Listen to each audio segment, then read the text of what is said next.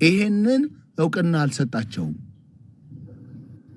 እንዲያገቡ ከአንድ በላይ እንዲያገቡ አልሰጣቸውም። ሲጀምሮ ወንድና ሴት አደረጋቸው ነው የሚለው። ከዛን ሚስት ሲባል ነጠላ ነው። እሺ ሚስቶች አይደለም ያለው እግዚአብሔር። ሚስት ብሎ ነው የሰጠው ነጠላ። ባል ሲል ባሎች። እሺ አሁን የመጀመሪያውን ጥያቄ መልስልኝ። ሆልዶን በመጽሐፍ ቅዱስ ሚዛን ነው ቁርአን ውስጥ መገባው አይደለም ነው። እሱንም ለየብቻው ካወራ አረጋጋጭ አይደለም። ቁርአን አረጋጋጭ አይደለም ማለት ነው። አረጋጋጭ ተብሎ ስለመጣ ማለት ነው። ኦኬ ቁርአን አረጋጋጭ ነው አረጋጋጭ አይደለም። መጽሐፍ ቅዱስ ነው አረጋጋጭ ሆልዶን ቁርአን ለመጽሐፍ ቅዱስ አረጋጋጭ ነው አይደለም። ለመጽሐፍ ቅዱስ ሳይሆን ድሮ ለነበሩት ለተውራት ለኢንጂል አረጋጋጭ ነው። አሁን ተበርዘዋል። ምን ስንት ሰው እየተነሳ ኤዲት የሚያደርገው ነው እሱ ተበርዟል የምትለው ተውራት ተበርዟል እንጂ ኤቭሪዋን እየተነሳ ነው ኤዲት ፖብሊክ የሚያደርገው። ተውራት ለብቻው ተበርዟል። ተውራት ለብቻው አልተበረዘም። አሁን መጽሐፍ ቅዱስ ነው ያልኩት። በቃ ተውራት አሁን መጽሐፍ ቅዱስ እናምንበታለን፣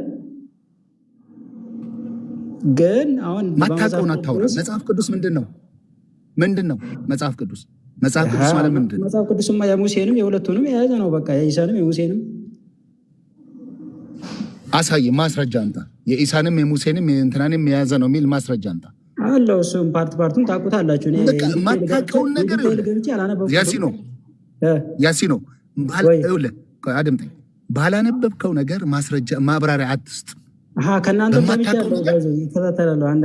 ሆልዶን አድምጠኝ። በማታውቀው ነገር ወሬ አታውራ።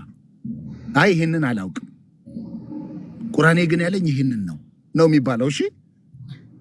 እሺ አሁን ዝሙት የሙስሊሞች ኢባዳ ነው የሚለውን ማስረጃ ነው። ወደ መለሻው እንመለስ። ይንተው ተጣሃለው ወደ ተነሳው መመዝነው ግን ቆይ አድምጠኝ።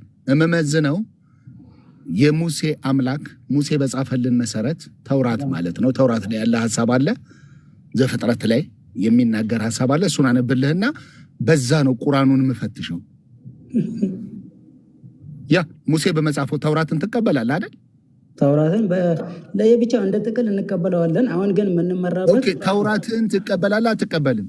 ተውራትን እያንዳንዶችን ተውራትን ብቻ አይደለም ሌሎችንም እንቀበላለን። ተው ሌሎቹን ጥቅሉን ትቀበላለህ አትቀበልም? አንተ ሰውዬ ምክንያቱም ይህ አስተምሮ የነቢያት አስተምሮ አይደለም እያለ ነው። ብሩክ ማይክን አንሳና ነገረ ውስጥ ኦኬ። በመጀመሪያ ደረጃ የነቢያቶች የሁላቸውም ሃይማኖት አንድ ነው። እሱ ምንድነው? አላህን ወይም አንዱን ፈጣሪ ብቻ አምልኩ ነው። ይሄን ስንል ደግሞ በመሰረታዊ ነገር አንድ ናቸው ማለት ነቢያቶች ሁላቸውም በመሰረታዊ ነገር አንድ ናቸው ማለት በተለያዩ ነገራቶች ሊለያዩ እንደሚችሉ ሁሉም ማወቅ አለበት። ተግባብተናል? በእኛ አስተምሮ ለመሰለን ብንወስድ አንድን ሰው አንድ ነጃሳ ሲነካው በውሃ ማስወገድ ይችላል ያንን ነጃሳ። ተግባብተናል? በድሮ ጊዜ ደግሞ የኛ ክታባችን የኛ ቁርአናችን እንደሚለው ከሆነ አንድ ሰው ነጃሳ ከነካው አካሉን ቆርጦ ነበር የሚያወጣው። ተግባብተናል? አሁን ያን የመጀመሪያውን ስለ ነጃሳ አይደለም ስለ ትዳሩ ነው እያወሩ ያሉት። 4 ሚስት ያገባ ነብይ አግቦ ያለ 11 ሚስት ያገባ ነብይና 4 ሚስት ደግሞ ለሌሎቹ ተፈቅዷል ብሎ ያስተማረ ነብይ በቶራም በታናክም ካለ በሐዲስ ኪዳንም ላይ ካለ ልታቀርብልን። ቢኮዝ አፍተር ከዚህ በኋላ ነው የመጣው ነብይክና ካለ በማስረጃ ትልቁ ላይ ሁንና ከፍተህ ከአንድ በአንድ መጽሐፍን እየገለጥክ ብትነግረን ይሄ ሁሉ ሰዓት ከምንፈጅ እንደዛ ያስኬደናል። ቢኮዝ ይሄ ነው ትክክለኛው ዲስከሽን ከሆነ በማስረጃ ከፈተልንና አስረዳ። ወጣ እንዴ? ማንም አላወረደውም። እኔ አላወረድኩትም። ትልቁ ላይ ነው ያደረኩት እኔ። አይ ትልቁ ላይ አስቀምጠው ነበረ። ግን ብሩኬ አንድ አምላክ መገዛት አንድ አምላክን ማመን ነው እስልምና ብሎ መሐመድ ሲመጣ መሐመድ አንድ አምላክ ያለው አምላክ እሱ የትኛው አምላክ ነው የምለውን ሊጠይቀው ነበር። ለምን ለአብርሃም ለይስሐቅ ለያዕቆብ የተገለጠው አምላክ ያህዌ ነው። ያህዌን ነው የሚያመልኩት ወይስ ማን ነው እሱ? ይሄንን መጠየቅ አስፈላጊ ነው። ይሄንን እኔም ልንገርህ ከፈለክ እዚሁ ልመልስልህ። ቢኮዝ በቀደሙ መጽሐፍት መንፈስ ቅዱስም ስራ ሲሰራ ነበር። ቢኮዝ መንፈስ ቅዱስን ኔግሌክት ያደርጋሉ እነሱ አላህ ብለው የያዙት ኮንሰፕት አብ ወልድ መንፈስ ቅዱስ የለውም። ስለዚህ እኛ ክርስቲያኖች አረብ ክርስቲያኖች አብ ወልድ መንፈስ ቅዱስ ያለው ነው አላህ ብለው የሚጠሩት እንጂ አብ ወልድ መንፈስ ቅዱስ የሌለውን አላህ አይደለም የሚጠሩት። እሱ ይሄ ነቢይ ይዞ የመጣው አስተምሮት ኮምፕሊትሊ ዲፍረንት ነው፣ አዲስ ኮንሰፕት ነው። በቀደሙት መጽሐፍትም እኔ መጽሐፍትን እየከፈትኩኝ አንድ በአንድ እየገለጥኩኝ መንፈስ ቅዱስ ምን አይነት ስራ ሲሰራ እንደነበር ምን አይነት ቦታ ላይ የሚለውን መንፈስ ቅዱስ እግዚአብሔር የሆነበትን ሁሉንም ማሳየት እችላለሁ፣ ከታናክም ከቶራ ላይ። ስለዚህ በአዲስ ኪዳንም ምን አይነት ስራ እየሰራ እንዳለ እኔ ማሳየት እችላለሁ ከመጽሐፍት ላይ የትም ቦታ ሳልሄድ። እኔ እየጠየቅኩ ያሉት ይሄንን ነቢይ መሐመድ አዲስ አስተምሮ ይዞ የመጣው ስለ 11 ሚስት ይዞ ነው የመጣው። 4 ደግሞ ለተከታዮቹ ነው የፈቀደው። እንደዚህ የፈቀደ አስተምሮት ያለው የቀደሙ ነቢያት ካለ መጥቶ ቢያስተምርን መጽሐፉን እየገለጠ ቢያሳየን ደስተኛ ነኝ። የምለው ይሰማል አይደል ብሩኬ? ከነቢያቱ የተለየ አስተምሮ ነው እያልን ያለ ነው። ዳትሴት አለህ የምትለን ነገር አለ አለኝ። ጥያቄ መጠየቅ ፈልጋለሁ በተናገርካቸው ነገሮች ማለት ነው። ተሳሳትኩኝ ያወራሁት? አዎ ተሳስተሃል። እስቲ ምን ተሳሳትኩኝ ከመጽሐፍ ቅዱስ? እሺ ዘዳግም ምዕራፍ 21 ቁጥር 15 ክፈትልኝ። ምን አለ ዘዳግም ጋር ስለ ጋብቻ ነው? ሁለት ሚስቶች ቢኖሩት እንዴት ማስተዳደር እንዳለበት ነው እንጂ የሚናገረው እንት ላይ። እሺ ቆይ እስቲ ሁለት ሰዎች አልተግባቡም፣ ተጋቡ፣ በመካከላቸው ጥል ተፈጠረ፣ አልተግባቡም እንበል። እነዚህ ሰዎች እየተደባደቡ ይኖሩ ነው በእናንተ? አልወጣኝም። ስለዚህ ምንድነው መሆን ያለበት? የሁለቱ ሰዎች በቃ ሊግባቡ አልቻሉም። በመካከላቸው በደንብ አድምጠኝ። እኛ መጽሐፍ ቅዱሳችን ህግ ነው። ሞራል የሚባልም ደግሞ አለን አእምሯችን ውስጥ። ሞራል የሚባል ስነ ምግባር ማለት ነው። which is good which is bad የሚባል መጥፎና መልካሙን የምንለይበት ሞራል አለን፣ ስነ ምግባር አለን። መጽሐፍ ቅዱስ አንድ የስነ ምግባር መጽሐፍ ነው። እሺ፣ ስለዚህ መጽሐፍ ቅዱስ ላይ ሰዎች ሚስቶቻቸውን ከሚያሰቃዩ ቢፋቱ ይሻላል። ለእንደዚህ አይነት ሰዎች ነው ፍቺን እጠላለሁ እያለ ያስቀመጠው። ተረዳይ? ሚስቶቻቸውን ከሚገሉ ኦፍ ኮርስ ቢፋቱ ይሻላል። የፍቺ ወረቀቷን ይስጣት ነው የሚለው እንጂ በድላት አላለም። የፍቺ ወረቀቷን ይስጣት ይላል፣ ግን እንደዛ ሲለ ፍቺን ይጣላል እግዚአብሔር። አሁን መፍታት ይቻላል ማለት ነው። በጣም የማይሆን ደረጃ ላይ ከደረሱ ማለት ነው። ቢጠላም አለው ብሎ አያገባም። ሲያገባ ይኸውልህ አንድ ወንድ ወር አንድ ሚስት አንድ ሴት ስታገባ ወይም ሲያገባ እፋታለሁ የሚል ሐሳብ ይዞ አያገባም። እሱን ይዞ አያገባም። አዎ አንተ ግን ታገባለህ። ተወስ እመጣበታለሁ። እሱ አንድ ተሳስታል ያልኩት እንደውም እሱ ነው።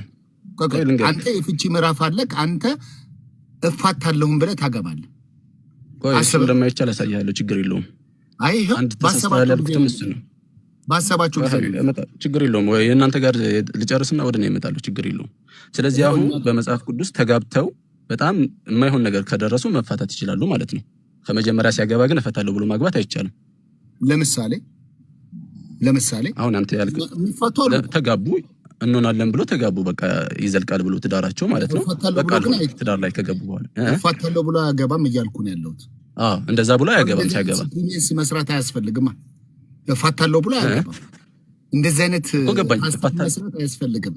አንድ ወንድ ወር አንድ ክርስቲያን የሆነች ሴት እህት ባል ስታገባ ወይም ሚስት ሲያገባ እፋታለሁ ብሎ አስቦ አያገባም። በቃ ምንም አይነት ሐሳብ መስጠት አያስፈልግም።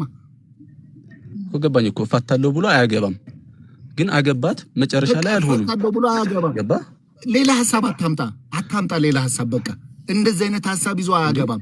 እፋታለሁ ብሎ ካሰበ ግን እንደዚህ አይነት ሐሳብ ይዞ አያገባም ማለት እኮ ነው። ያንተማ ይሄው አለ እኮ የፍቺ እንትን አይደል የምትሰጠው፣ ሙታ የምትሰጠው እኮ ለዛ እኮ ነው፣ እንዳትሄድብህ ነው። አንተ ብቻ መፍታት እንድትችል ነው። ምን ልትዋሸኝ ነው እንዴ? እኔ መጀመሪያ አንተ ጋር ሀቢቢ ጥያቄን ተረዳው። መጀመሪያ በእናንተ ምን አልከኝ? እፋታለሁ ብሎ አያገባም አልከኝ። ተስማማሁበት። እፋታለሁ ብሎ አያገባ። ግን ከተጋቡ በኋላ አልተስማሙም። እነዚህ ሰዎች ምን ይሆኑ ነው? በቃ እዛ ጋር ሲደርሱ ነው የሚያወሩት። ካልተስማሙ እዛ ጋር ደርሰው ነው የሚያወሩት። ኦኬ እኮ እዛ ጋር ሲደርሱ ምን ይሆኑ? ሲደርሱ ያወራሉ። የፍቺ ደረጃ የሚያደርሳቸው ከሆነ ከመገዳደል ይለያዩ። ከመገዳደል ወንዱ ሴቷን ከሚገድል፣ ሴቷ ወንዱን ከምትገድል መለያየት ይቻላል። ያለ ዝሙት ምክንያት ደግሞ ፍቺ አይፈቀድም። ከላስ ቴንክ ዩ ቤትዬ ስላገሽኝ። ቤቲ 7 በዝሙት ካልሆነ በስተቀር በመጽሐፍ ቅዱስ ላይ ፍቺ አይፈቀድም። በቁርአናችንም ፍቺ አላህ Subhanahu Wa Ta'ala እየጠላው የፈቀደው ነገር መሆኑ በሐዲስ ላይ ተገልጿል። መረጃውን እሰጣለሁ ከፈለክ። አሁን ዘዳግም 21 ክፈትልኝ። እሺ እንዲህ ይላል። ይኸውልህ አንተ ነብዩ ዘዳግም 21 ክፈትልኝ። ቆይ መጽሐፍ ቅዱስ ውስጥ አይደለም። አንተ ነብዩ ሆይ ሴቶችን መፍታት ባሰባችሁ ጊዜ ሲል ምን ማለት ነው? እኮ መፋታት ላይ ብትደርሱ ባሰባችሁ ነው የሚለው። ብትደርሱ ይላል። ቆይ ወደ እሱ እንመጣለን። ወደ ቁርአኑ ወደ ምንም እኮ ስልጣን የላትም እዚህ ወደ ምታን እንመጣለን። አሁን ቅድም አንተና አንድ ልጅ ገብቶ በጣም ሲሳደብ የነበረ ልጅ ነበር። በመጽሐፋችሁ 2 ማግባት 3 ማግባት እንደማይቻል ሆናችሁ መፋታት እንደማይቻል ሆናችሁ ስታወሩ ነበር። እሱ ጋር እንጨርስና በ3 ቀን ማግባት ይቻላል ምናምን ስትል እየዋሸህበት ነበር። በእስልምና ላይ እየነገርኩ ነው። አግብተው ካሉ አይለያዩዋቸውም። ለነሱ ህግ ይሰጣቸዋል። እየሰማኸኝ ነው እንጂ አግቡ ብሎ አይፈቅድም። 2ም 3ም አግቡ ብሎ አልፈቀደም። አማርኛ እንዴት ነው? ስተት ነው እንዴ? አግብተው ካሉ 2 ሚስት ያገቡ በራሳቸው ፈቃድ ያገቡ ሰዎችን በዛ ውስጥ ህግ ይሰጣቸዋል። ግን ይቃወማቸዋል። ቅጣት አለው እኮ። አንዳንዱ ቦታ ላይ አይጽፍልንም። አስፈላጊ ሆኖ የተገኘው ላይ ግን ቅጣቱን ትመለከታለህ። ለምሳሌ ሱሌማን፣ ባንተ ሱሌማን ትለዋለህ፣ ሶሎሞን ማለት ነው። ዳሴት አው ዘዳግም ላይ 2 ሴት ያገባል። ህግ ነው የሰጠው እንዴ? ማን ነው የተኛ ሰው አለ እንዴ? የሆነ ሰው ያንኮራፋብን ነው። ብሩኬ እንዴት ነህ? እግዚአብሔር ይመስገን። እንዴ አልጋራጉት ጭራሽ ፔንሲዮንናል። የቤት ቁርአን ሲነበብ አክቹሊ ወደ አልጋ ነው የምትሄደው። እውነት ነው። እኔ ራሴ ብትል በጣም ከብዶኛል። አሁን መጽሐፍ ቅዱስ ውስጥ ገብተው እግዚአብሔር ፈቅዷል። እንደውም በተጨማሪ አይ ቲንክ አውዱን ራሱ እኮ ብናየው ዘዳግም ላይ የሚያነሳው ነገር አውዱ ራሱ ቢታይ ኮምፕሊትሊ ከዛ የራቀ ነው። እነሱ እንደሚሉት አላለ። ያ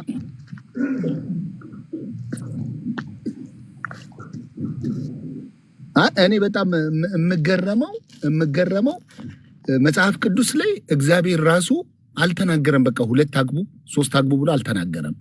ቁርአኑ ላይ እኮ መጥቶ እኮ ነው የገባው እኮ አግቡ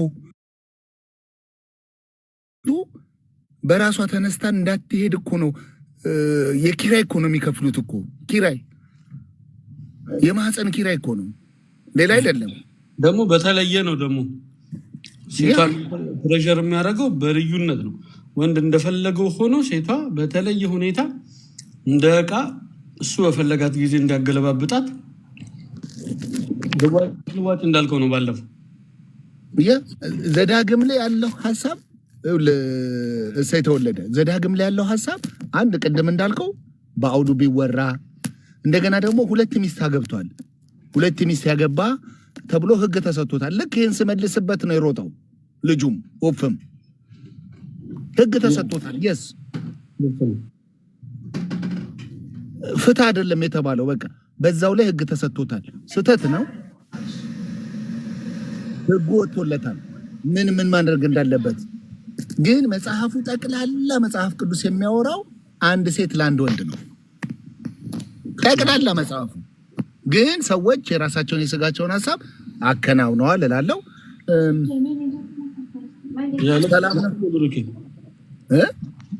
ልክ ነህ። ኢቭን ማለት ከጊዜው አንጻር ራሱ ብናስተውለው ምን ያክል መጥፎ ነገር የነበረበት ሰዓት እንደሆነ የሚታወቅ ነው። ህግ ያልነበራቸው አብዛኛው ህዝቦች የነበሩበት ነው። ከዛ ኮንቴክስት ራሱ አንጻር ተነስተ ብታየው እነዛ ሰዎች ከነበሩበት ነገር ግዴታ መውጣት ስለነበረባቸው የሚወጡት ደግሞ በአንድ ቀን እንዲያረጋለው ብለህ አይደለም። ስለዚህ ጋይድ አድርገህ መስመር አስይዘህ ነው የምታስወጣቸው እና በዛ ወይ እንትን የተባለ ነው። ክርስቶስ ኢየሱስ ከመጣ በኋላ ደግሞ እኛን ደግሞ ርቅ አድርጎ በደንብ የሚይዝ ደግሞ ጭራሽ በዝሙት ካልሆነ በስተቀር ብሎ ደግሞ ለኛ አስረገጠን። ሰላም ነው። ሰላም ነው አለ። እንዴት ነው? አልሐምዱሊላህ። እስኪ ስለዚህ አልገባኝም፣ እስኪ አስረዳኝ። ስለይቱ አሁን ፊት ለፊት ስክሪን ላይ ያለው ያው የተገለጠ እኮ ነው። አንተ ነብይ ሆይ ሴቶችን መፍታት ባሰብክ ጊዜ ለይዳቸው ፍታ ይላል፣ ፍቷቸው ይላል። ምን ማለት ነው የፈለግከው? አንዴ ሲሆን አስተምረኝ፣ አሳየኝ። ያንተ ሐሳብ ሙስሊም ነህ? ሙስሊም ነህ? እሺ፣ ይሄን ቦታ አልቀረውትም እና አስከረኝ ወንድሜ። አንዴ እሺ። ፍቅር ብሩክዬ እንዴት ነህ? ደህና ነህ? ይቅርታ አንድ ብቻ መልስ ሰጣችሁኝ ልውጣና ወንድሜ መቀጠል ይችላል። መጽሐፍ ቅዱሱን አንዴ ስለያዝከው ብዬ ነው ስለተጠየኩኝ። ብሩኬ ኢየሱስ ክርስቶስ ልጄም ቢሆን አያቅም ያለበት አንቀጽ አለ አይደለ? መጽሐፍ ቅዱስ ክፍል ፈሪሳኖችና አይሁዳኖች ሲጠይቁት መቼ ነው ትንቢትህን የምትፈጽመው? መቼ ነው ስታርግ ምናይክ ምናምን ብለው ሲሉ የመለሳቸው መልስ አለ አይደለ ብሩኬ? አይ ልጅም ቢሆን አያውቅም ይላል። ግን ፈሪሳውያን ስለ ፈሪሳውያን ያወራሹ ግን እንደዛ አይነት ጥያቄ አለው። እስቲ ክፍሉን ካለ እሺ። አይ ችግር የለውም። ልጅም ቢሆን አያውቅም የሚለውን አወቅከው አይደለ ብሩኬ? ያ ልጅም ቢሆን አያውቅም ይላል። እሺ እሱ ጋር አንቀጹን ታሳየኝ እባክህ ከቻልክ። እሺ እከፍትልሻለሁ። ማቴዎስ ወንጌል ምዕራፍ 24 ላይ አለ። ግን ሐሳቡ ለአንቺ ነገሩ እንዲገባሽ ከፈለግሽ ስለ ትንሣኤ ነው አይደል? በቃ ትንሣኤና ህይወት ራሱ ኢየሱስ ትንሣኤና ህይወት ራሱ ኢየሱስ እንደሆነ ተናግሯል። ስለዚህ የቀን ጉዳይ ከሆነ ደግሞ ከመግለጥ ጋር ራሱ ሲናገር የሰው ልጅ በማታውቁት ሰዓት ይመጣል ብሎ ተናግሯል ራሱ።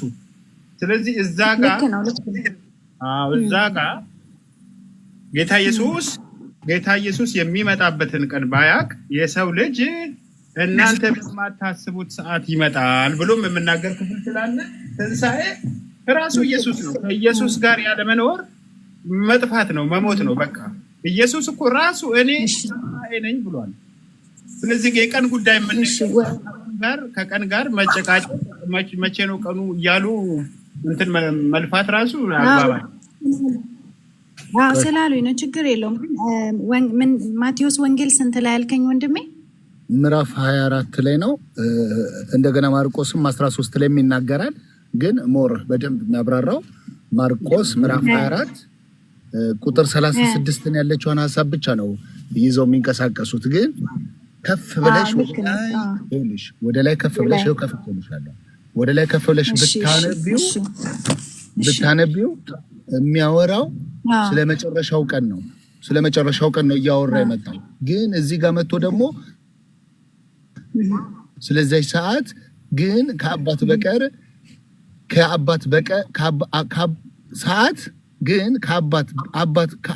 ብቻ በቀር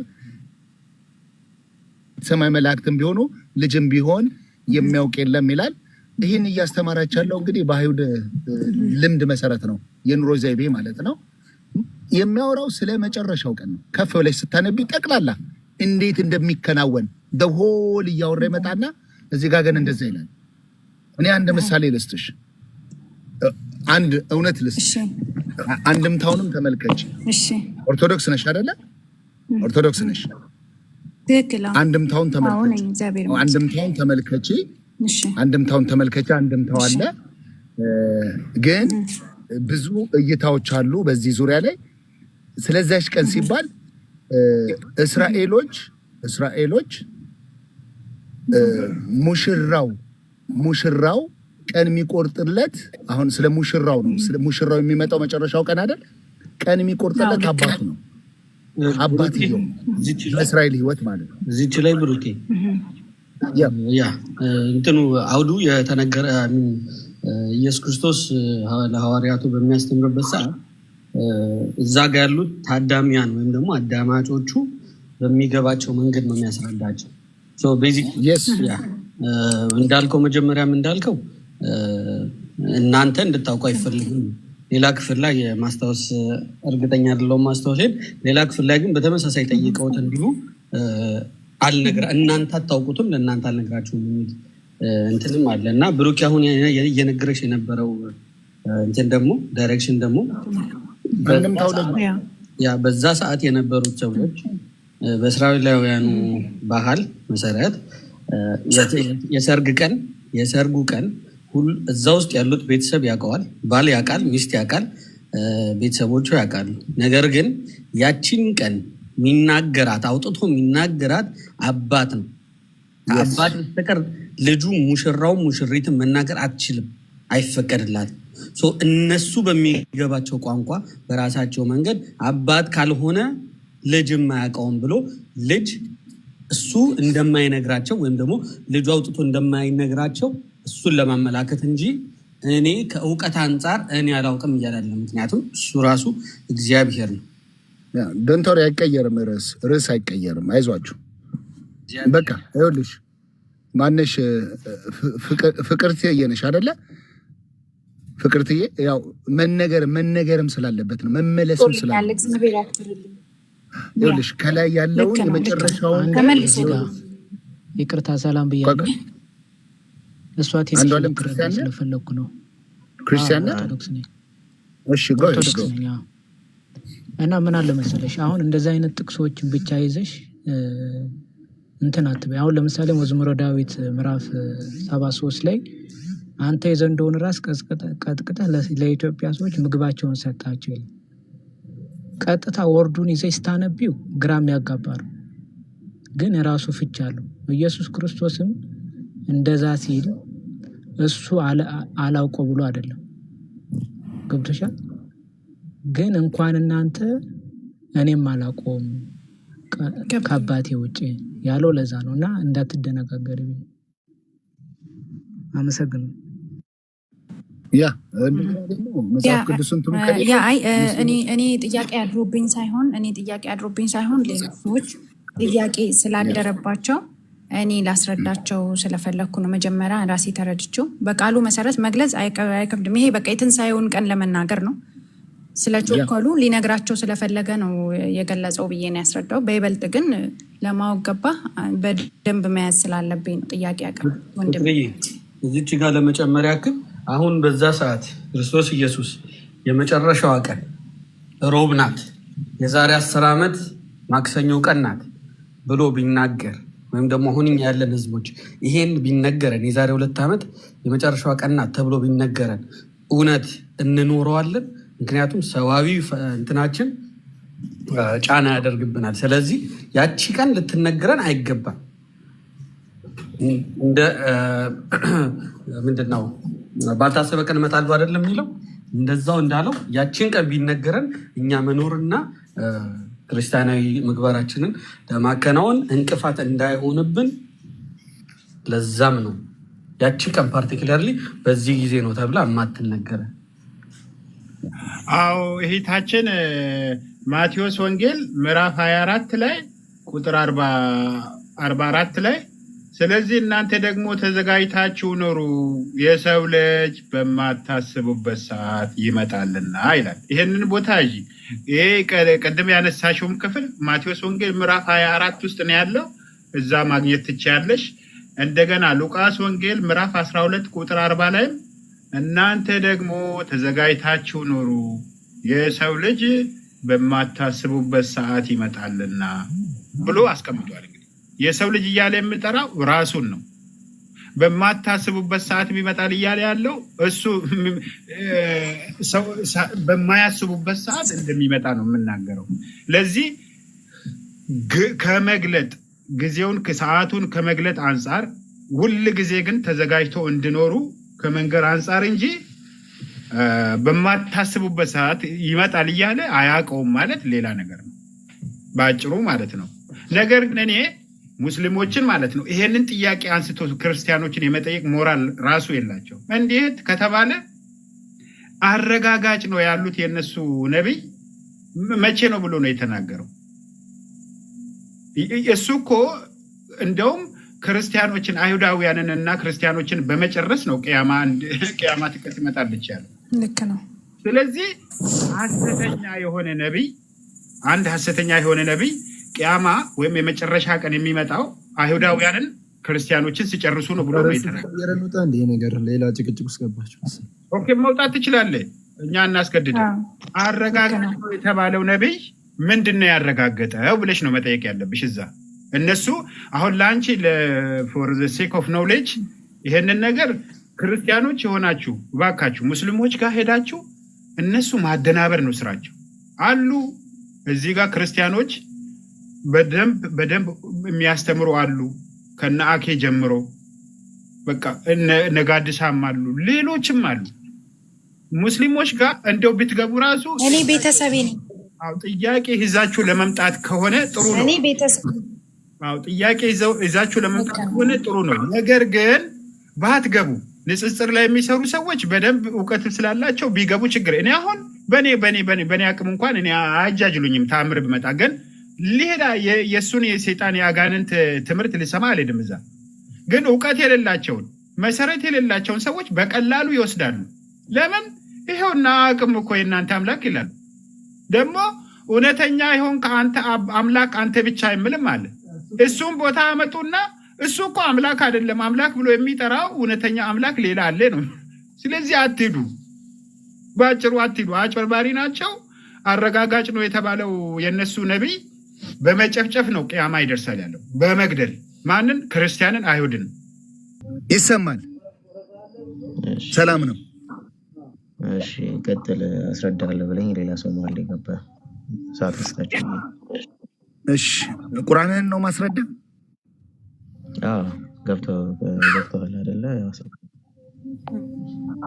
የትኛውን አያት አስረዳ? አንደኛውን ልጁ እንትን ያልከውን የትኛውን ማለት ብዙ አያዎች ዳስ አለ። አሁን የኛውን እስቲ ሄድና እንትን በል እናስረዳኝ። እሺ ይኸው የተጻፈ ነው፣ አማርኛ ነው፣ ግልጽ ነው። አማርኛው ላይ ነው የምናወራው አይደለ? አንተ ነብይ ሆይ ሴቶችን መፍታት ባሰባችሁ ጊዜ ለኢዳቸው ፍቷቸው አለ። ለኢዳቸው ፍቷቸው፣ ኢዳንም ቁጠሩ፣ አላህንም ጌታቸውንም ፍሩ አለ። 4 ነጥብ። ከዛ በኋላ ከታች ያለችው ደግሞ ሌላ ስለ ጥፋታቸው ያወራል። ስለዚህ ስለምንድን ነው ማወቅ የፈለግከው? ኢዳ ምንድን ነው ልትለኝ ነው? ለኢዳቸው ፍቷቸው ማለት ምን ማለት ነው? ኢዳ ማለት ከግንኙነት በኋላ የሚቆጠር ነው። ታች ወረድ ስትል 3 ወር የግንኙነት ቆጠራ ወይም ደግሞ ላይክ ግንኙነት ካደረግክ በኋላ 3 ወር ትቆጥራለህ። አርግዛለች አላረገዘችም የሚለውን ቼክአፕ ለማድረግ ይመስለኛል። እሱ በይመስለኛል አይደለም። እዚህ ልክ ነው።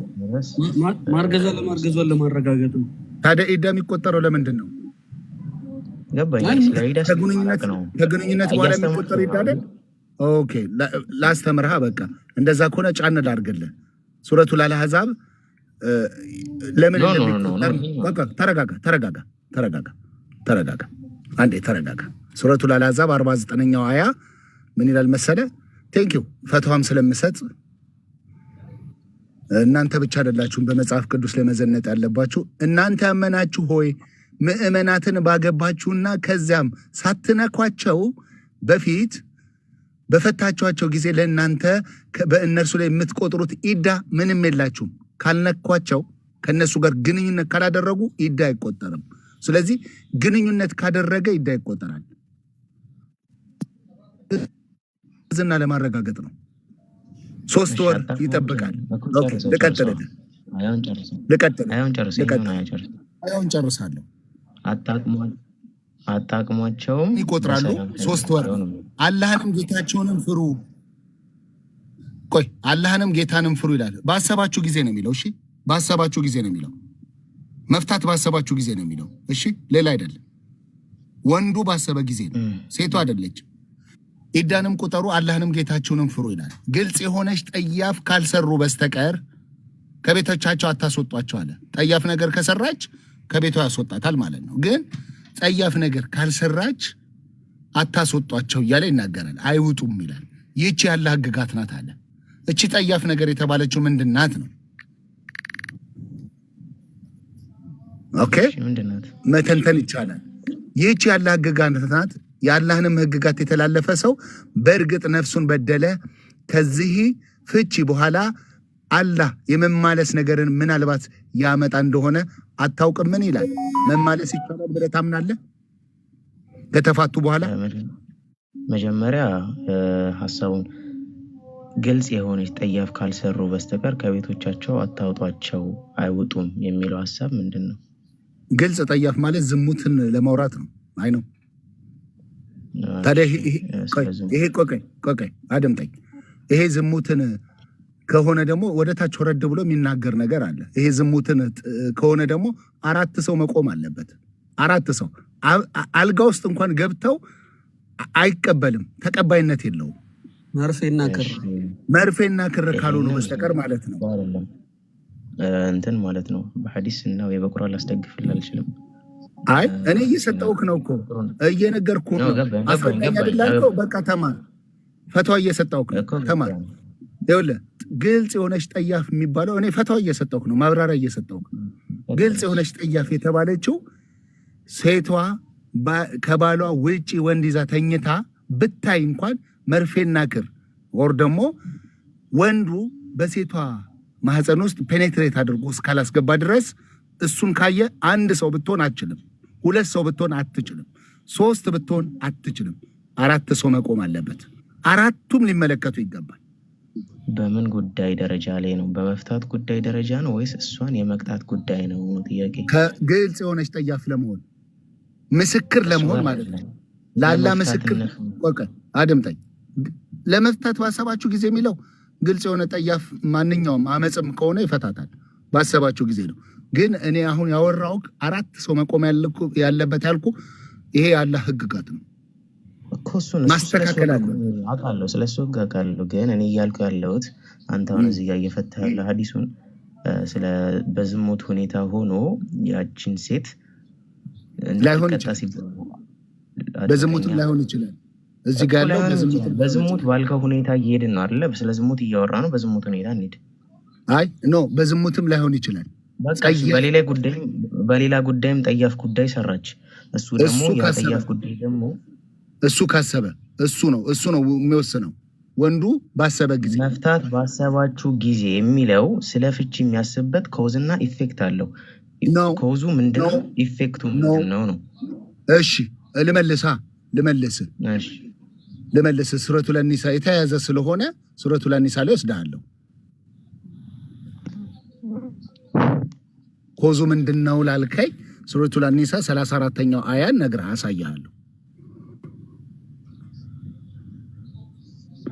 እንዲህ ይላል ወንዶች በሴቶች ላይ ቋሚ አሳዳሪዎች ናቸው አላህም ከፊላቸውን በከፊሉ ላይ በማብለጡና ወንዶች ከገንዘቦቻቸው ለሴቶቻቸው በመስጠታቸው ነው መልካሞቹ ሴቶች ለባሎቻቸው ታዛዦች ናቸው አላህ ባስጠቀቀው ነገር ሩቅ ጠባቂዎች ናቸው ምኖቹ መልካሞቹ ሴቶች እነዚያ ማመጻቸውን የምትፈሯቸው ገጽሷቸው እነዚያ ማመጻቸውን የምትፈሯቸው ገና የሚፈራውን ነው ያመጸች የጀመረችውን አይደለም ማመጻቸውን የምትፈሩትን ገጽሷቸው በመኝታም ተለዩዋቸው ሳካ ሳታደርሱ ይላል ይሄ ተው ሳካ ሚለው ምቷቸው ቢታዘዟችሁም ለመጨቆን በእነርሱ ላይ መንገድን አትፈልጉ አላህ የበላይ ታላቅ ነውና ይላል እዚህ ጋር እነዚያ ገና ያመጹትን ምን ያደርጋል ሱረቱል ተላቅ ላይ ያለው የሚያምጹትን ወደ ሱራ ከአትሂድ አንዱን ሱራ ሰፍታ ሌላ ላይ አትሂድ ለዛ ነው ማይገባ ማለት እየፈሰርኩልህ ያለው ወዳጅ ያለው ልንገር አስተምረኝ አይደል ያልከው ይሄኛው ልንገር አስተምረኝ አይደል ያልከው እኮ ይሄ ምንድነው ማብራሪያ መሰጠው? ገባኝ። አስተምረኝ ነው ያልከው። አስተማሪ ሲያስተምር ተማሪ ደግሞ አስተማሪ ላይ ያየውን ጥፋት ደግሞ ማስተካከል አለበት። ጥፋት የለም። የሚያምጹትን ምን ማድረግ ይችላል? መፍታት ይችላል። ባሰባችሁ ጊዜ ላይ በመኝታ ይለያታል። አዎ ይችላል፣ መፍታት ይችላል። አንደኛ ነገር ሚስት ጥሩ ነገር ማታረግ ከሆነ አንተ የምታይባት ነገር ላይ መጥፎ የምትሆን ከሆነች ለአንተ ቤኔፊት ጥቅም ካሌላት ከፍቷል ጥቅም የላትም ስለ አንተ በሃይማኖትህ ጉዳይ ላይ ማታበረታታ ከሆነ ልትሆን ትችላለች። ተቃራኒ ፈጣሪ የሚያዘውን ነገር ተቃራኒ የምታደርግ ልትሆን ትችላለች። ገባ? በዛን ጊዜ ላይ ደግሞ ምንድነው ያለው አማራጭ? አንዳንድ ገመድ ስትለቀው ምን ይሆናል? ሊሻል ይችላል። ማመጻቸውን የምትፈሩት ነው የሚለው እኮ የሚያመጹትን አይደለም የሚለው ታውቃለህ? እሺ ገባኝ እኮ ስለሱ ግልጽ የሆነ ጠያፍ የሚለው ነገር ጋር ስትሄድ ጥያቄ የምትጠይቅ ሴት ለምን እንዲሆነ ምናምን ሌላኛው ሚስት ጋር ስትሄድ ሁለተኛው ሚስት ጋር ስትሄድ እንዴት ብላ የምትበሳጭብህ እነሱን ምን ታደርጋለህ? ትፈታለህ። ኦኬ ትፈታለህ።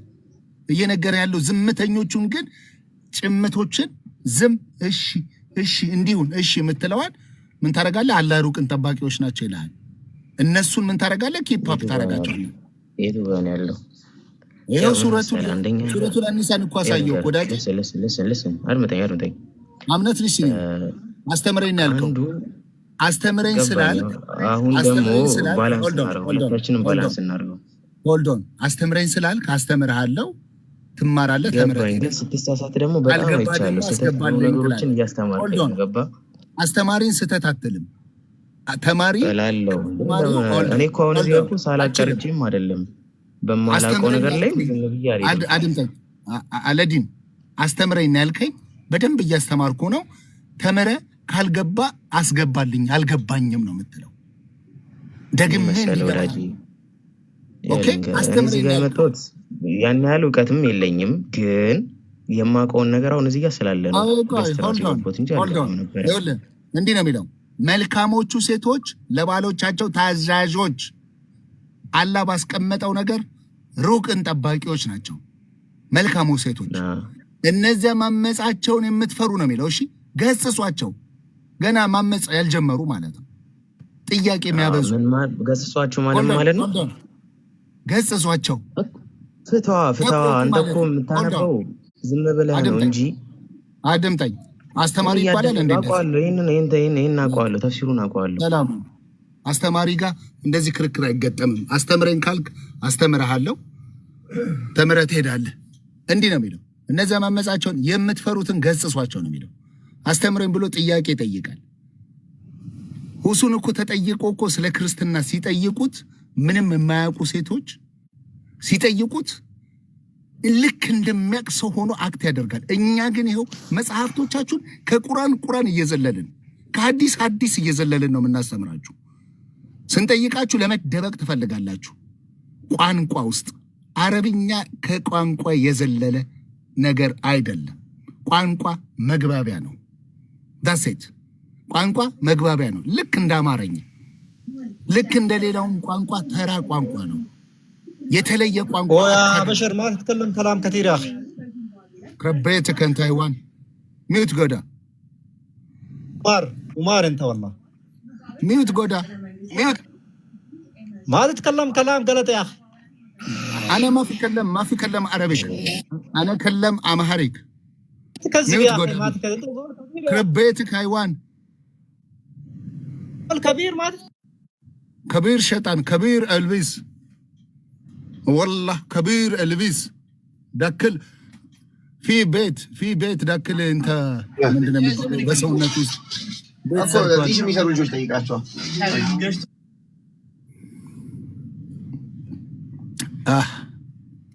ስለዚህ ማመጻቸውን የምትፈሩትን ምን ያደርጋል? ማመጹትን መልካም ሴቶች ዝም ብለው የሚኖሩ እሺ እንደዚሁኝ እሺ አይ እንደዚህ በጎንሽ በጀርባሽ አተኝ እሺ የምትለው ምን አላህ ሩቅን ያስቀመጠ ነው። በቃ ጠባቂዎች ናቸው። በጀርባሽ ተኝ እንዳትተኝ የምትባለው ለምን ብላ ስትጠይቅ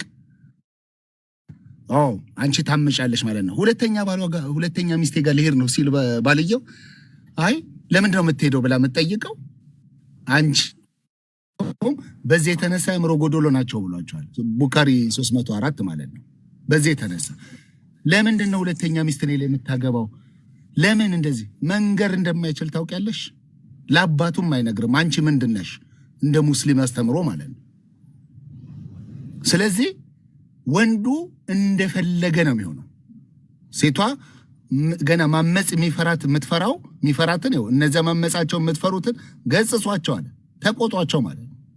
በመኝታም ተለዩዋቸው አለ። መኝታ የሚለይ ክፉ መንፈስ ምቷቸው አለ። ምቷቸው። ይህ አሁን የፈጣሪ ቃል ነው። ሴት ልጅ ትመታ ቢታዘዟችሁም እያለ ሐሳብ ያመጣል። ከዛ በኋላ ግን ሱረቱል ተላቅ ላይ የተያዘ ሐሳብ ስለሆነ ነው እዚህ ጋር ያመጣሁት። ሱረቱል ተላቅ ላይ ይሄ ፍቺ ምዕራፍ ላይ ምን ይላል? 65ኛው አያ 65ኛው ላይ እንዲህ ይላል። እዚች የመጨረሻው ነው። ከዚህም ፍቺ በኋላ የተፋቱ ናቸው። እንግዲህ ከዚህም ፍቺ በኋላ አላህ የመማለስን ነገር ምናልባት ያመጣ እንደሆነ አታውቅም ይላል። እነዚህ ሁለት አካላቶች ያው ወንዱ በርካታ ሴቶች ስላሉት እችኛዋ ሴት ተፈታ መኖር ስለማትፈልግ መልሳ ወደ ባሏ ለመመለስ ብትፈልግ ህግ አለ፣ የሆነ የተቀመጠ ህግ አለ። በጣም የሚቀፍ ግዴታ ሌላ ወንድ አግብታ ከዛ ወንድ ጋር ጣፋጯን ሰታ ይላል ሐዲሱም። ጣፋጩን ቀምሳ ጣፋጯን ቀምሶ ከዛ በኋላ ከሁለተኛው ባሏ ጋር ተፋታ እንደገና ወደዚህ ጋር ትመጣለች። ምን አይነት አጸያፊ ተግባር ነው ይሄ? መሐመድ ይዞት የመጣው ነው። መሐመድ ይዞት የመጣው አስተምሮ ነው። ጣፋጯን ቀምሳ ይላል።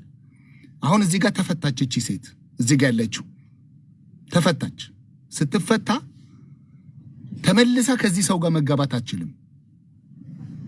የሆነ ድርጊት መፈጸም አለባት።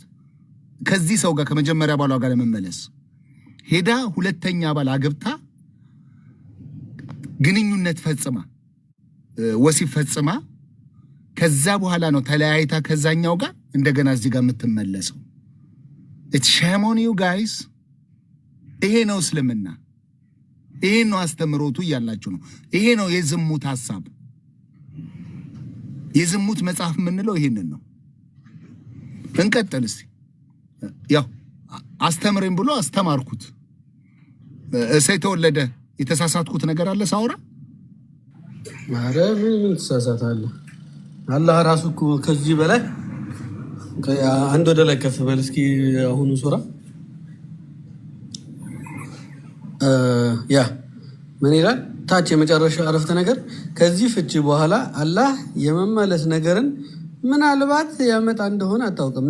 ይሄ መጽሐፍ እንግዲህ ብሩኬ ሰዎቹ የሚያስቡት አላህ ራሱ ነው ቃል በቃል ያጻፈው። ስለዚህ ይሄን ነገር ተናግሮታል። ስለዚህ አሁን በእነሱ ሂሳብ አላህ የመመለስን ነገር ያምጣ አያምጣ አያውቅም ማለት ነው። ስለዚህ አላህ አያውቅም በሚለው እንደምድም ያ አያውቅም ያ በሸር ማትከዝብ ያ ዞል ማትከዝብ ያ በሸር ያ ዑመር ሹ ከለም እንተ ሹ ከለም ብሩኬቶ አረብኛ ማውራት የሚችል ከሆነ ላውራው። ያ የክረብ ቤትክ ነው። ይሄ ቤቱ የፈረሰ ነው። በላዩ ላይ ሰይጣን የሰራበት የክረብ ቤትክ ማለት ቤት ይፍረስብህ ማለት ነው። ሌላ አይደለም። ራይት ላይክ ላይ ፍረስ ማለት ነው። እውነት ነው። ተበላሸክ። ያ በጣም እኮ አረቦች እኔ የሚገርመኝ የምድሩ ሳይሆን ተስፋ ያደረጉት እንኳን ገነት 100 ሴት ይሰጣል እና ያን ሁሉ በ24 ሰዓት ታደርጋለህ ብሎ እንኳን ተስፋ ሲሰጣቸው እንዴት ሰው ጭንቅላት ያለው ሰው እንኳን እንዴት አይጠይቅም? ራሱ ቅድም እኮ ሳሳይ ነበረ ስዕላዊ መግለጫ ስዬ ይኸውልህ ስሞነ ጫጫው እዚህ ጋር እሱን ነገር እና እኮ ልሄድበት መሰለኝ ትንሽ። ወንዶች ግን አደራችሁን እሺ፣ ይሄ ቅዠት ነው። ወንዶች ፕሊስ፣ እኛ ወንዶች ችግር አለብን አይተን ስለምንሳም ማለት ነው። ኦኬ። እና ጥንቃቄ እና ብዙ እናድርግ። ጊዜ ውሸት ነው ይሄ የሚወራው ነገር፣ ውሸት ነው። ጠይቃቸው ሴቶች የሉም። ጠብ ሰለሞንን ያነሳሉ 700 ሚስት አግብቶ ምናምን። እሱ እኮ በገዛ ፈቃዱ ነው እንጂ የእግዚአብሔር ፈቃዱ ነው አይደለም። ያንንም ተጸጽቶ ንስሐ ገብቶበታል። ነብዩ መሐመድ ንስሐ ገብቶበታል ወይ ነው ጥያቄው። ህግ አድርጎ አላህ ፈቅዶታል ብሎ ነው ያስተላልፉ። ይህም እሱ ያን አድርጎ ተጸጽቶ የራሴ ጥፋት ነው ይሄን ያደረኩት አላህ አልፈቀደልኝም ቢል እኛ ይሄን ርዕስ አድርገን አናነሳም ነበር። ግን አላህ ፈቅዶልኛል እናንተም ተፈቅዶላችኋል ብሎ ስላለ ብቻ ነው። አንድ ነገር ልድገማችሁ፣ ያ አንድ ነገር ላሳያችሁና 100 ሴት ነው የሚሰጠው በዚህ ተፍሲር አንጻር ማለት ነው። በዚህ ተፍሲር አንጻር 100 ሴት ይሰጣል። በዛውም ገድሎ የተገደለ ነው አይደለ? 100 ሴት የሚሰጠው ብሩክ? አዎ 100 ሴት ይሰጠዋል። 100 women ልበልና ልጻፈው። ሶሪ አንዴ ፋይንድ ላርገውና እንትን ልበላችሁ። በኖርማል የሞተው በኖርማል እንትን ያለው ደግሞ 72 አይ ቲንክ። እኔ እኮ ቅድም ራሱ እፎይ ገብቶ ሶሪ ኡፍ የሚባለው ልጅ ገብቶ ጥያቄ ጠይቄው ነበረ። ብሩኬም ነበረ ይዛኔ ስለ ከአባ ላይ የነበረውን ነገር ጠይቄው ነበርና አልመለሰልኝም። ማሳይሻለው ማስረጃ ብሎ ነበረ ነብዩ መጀመሪያ። እኔ ልንገርሽ የድንጋዩ ነገር የጥቁሩ ድንጋይ 100 ገባ ግን አላችሁኝ። 100 ገባ አላችሁኝ። እኔ 72 ነበር የማውቀው። 100 አስገቡት። አዎ እንትን ብሎ እድል በሉ 100 አስገቡላችሁ። ሞተው በ100 ነው የሚሰጠው። ከ100 በላይ ነው። ከክርስቲያን ጋር እና ከአይሁድ ጋር ተዋግቶ በውጊያው ላይ የሞተ ሰው 100 ነው ማዕረግ በለው። እና ፍቅርዬ ያነሳሽው የጥቁሩ ድንጋይ ነገር ደግሞ የጥቁሩ ድንጋይ በምንም ታምራኝ ኃጢአትን ያስተሰረ እቺን ሐሳብ ልስጣችሁ። ተረጋጉ። የሙስሊሞችን ጀነት ላሳያችሁ። አንዴ ላሳያችሁ። እንደው በዚህ ተፍሲር አንጻር ነው ሱራ 56 33ኛው አያ እንደዚህ ብሎ ፈስሮታል። አንዱ ዓለም ተመለስ፣ አንተን ያመጣኸውና ተመለስ። ሙስሊሞች ካላችሁ ግቡ፣ ይሄንን ተስፋ የምታደርጉ ግን ውሸት ነው። እሺ አንዱ ዓለም ተመልሰሃል። አንድ ነገር ላሳየ ነውና በደንብ አድምጠኝ። እሺ ሱራ 56 33ኛው አያ ኢብኑ ከትር እንዴት ፈስሮታል መሰለ? the man will be able to have sexual intercourse with 100 virgins in one day ይላል። አንድ ወንድ ከ100 ደናግል ሴቶች ጋር በአንድ ቀን ምን ያደርጋል? ጅማዕ ያደርጋል ይላል። አልሐፊዝ አቡ አብደላህ አልመቅደስ ኢን ማይ ቪው እያለ የራሱን ቪው ያስቀምጣል። ይሄ ግን ሀዲስ ነው፣ ትክክለኛ ሳሂ የሆነ ነው። ይሄንን ሊያዝልህና አንድ ደግሞ ልጨምርልህ። 100ዱን ያዝልኝ ደናግል ሴቶች። ኦኬ 78ን ልጨምርልህ እዚሁ 78 33 ስለ ጡተ ጉቸማዎች የሚናገረውን ኢብኑ ከትር ፈስሮታል። ይፈስር ኢብኑ ከትር ይፈስር ከአባ የሚባል ነገር ይኸውልህ። ከአባ እንዲህ ይላል እዚህ ጋር ከአባ ይላል። this means ይላል ከአብ means this means round breast። ከአብ ማለት ክብ የሆነ ጡት ማለት ነው አለን። ይህ ማለት ክብ የሆነ ጡት ነው አለን።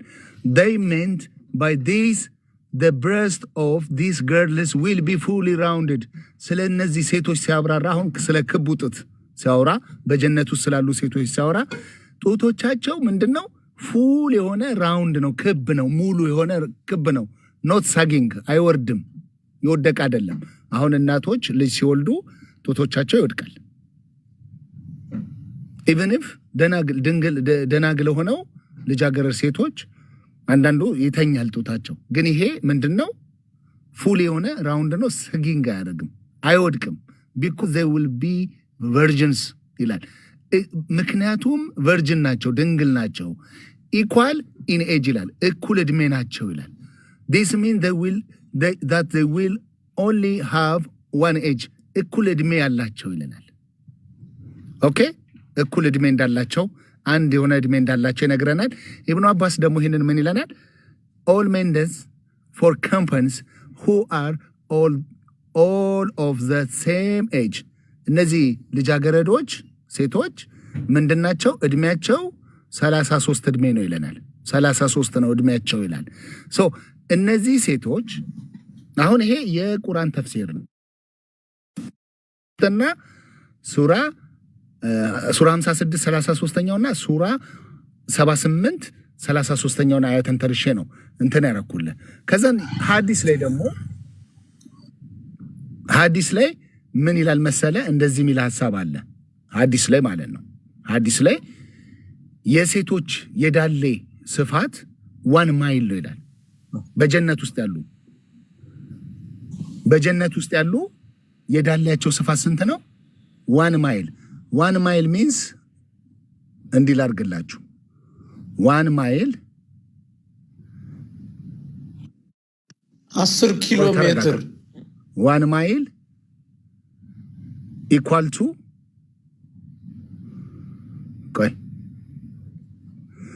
ኢኳል ቱ ስንት ይላል? እስቲ አንድ ማይል ስንት ነው ይላል? አንብብ አንዱ ዓለም 1.6 ኪሎ ሜትር 1 ማይል። ይሄ የዳላቸው ስፋት ነው። ወደ ጎን ያለው ስፋት ነው። 1.6 ኪሎ ሜትር ነው። ቁጭ ሲሉም ሊሆን ይችላል። ኦኬ እነዚህ ሴቶች 100 ደናግል ናቸው። አሁን ልሳላት አንድ ሴት 30 ሜትር ሆና ነው የምትገባው። አዳም የሚገቡት ኦኬ አሁን እቺን እንዴት እናርገና 30 ሜትር ይሄ 30 ሜትር ነው ቁመት 30 ሜትር። አሁን እቺ ጡታቸው ምንድነው? ጡተ ጉቸማ ነው። ዳሌ እዚህ ጋር አለ። ወደ ጎን ስንት ሜትር ትወስድልኛለህ? ዳሌውን ብቻ 800 ሜትር በአንድ በኩል 800 ሜትር። ወደዚህ ወደ ጎን 800 ሜትር ውሰድልኝ። 1.6 ኪሎ ሜትር ነው። 800 ሜትር ውሰድልኝ። ምን አይነት ሴት ሳልክ? ምን አይነት ሴት ሳላችሁ? ይከብዳል በጣም። ይሄ ወደ አንዱ ጎን 800 ሜትር ለጥጠው፣ ወደዚህ አንድ ጎን 800 ሜትር ለጥጠው፣ ወደ ላይ 30 ሜትር ቁመት ነው ያላት ጡተ ጉቸማ። እንዴት ብዬ ነው ይህንን አሁን አልጋ ላይ የተደረደሩ አልጋዎች ላይ ይላል ቁርአኑ።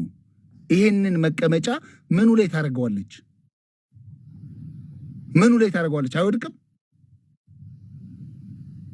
አይወድቅም። ይሄንን ነው ቅዠት እያልን ያለ ነው።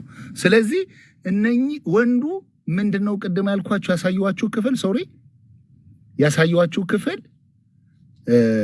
አኮርዲንግ ኢብኑ ከትር 100 ደናግል ሴቶች ይይዛል። እኩል ዕድሜ የሆኑ ጡተ ጉቸማዎች ዳላቸው 1600 ሜትር የሚሆን የዳሌ ስፋት ብሎ ሲያስተምራቸው እንዴት አልተቃወሙትም? ብሩኬ እኔ የምልህ ግን ወይ እዛ ግን እንዴት ነው ወረዳ፣ ቀበሌ፣ ክፍለ ከተማ አለ እንዴ? ይሄን ሁሉ ነገር ማን ይችል? ቡካሪ እንዲህ ብሎ ይናገራል። ቡካሪ ይናገር። ቡካሪ ደግሞ እኮ እሰይ ተወለደ። ቡካሪ እንዲህ ብሎ ይናገራል። በየ100 ኪሎ ሜትሩ ኦር ደግሞ በ96.6 ኪሎ ሜትር ርቀት ሴቶች አሉ። ከዛን እነኚህ አማኞች ሄደው ሴቶቹን ምን ያደርጋሉ? ይዝናኑባቸዋል ይላል። ሰላም እንዴት ነህ?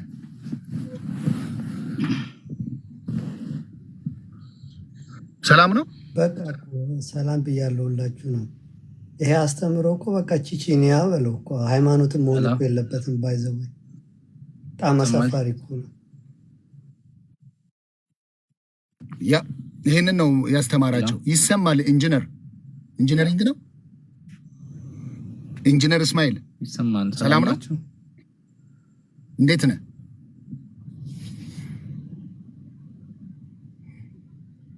ኢብኑ ከሲር የት ጋር ነው እንደዛ የሚለው? እስኪ አውጣው።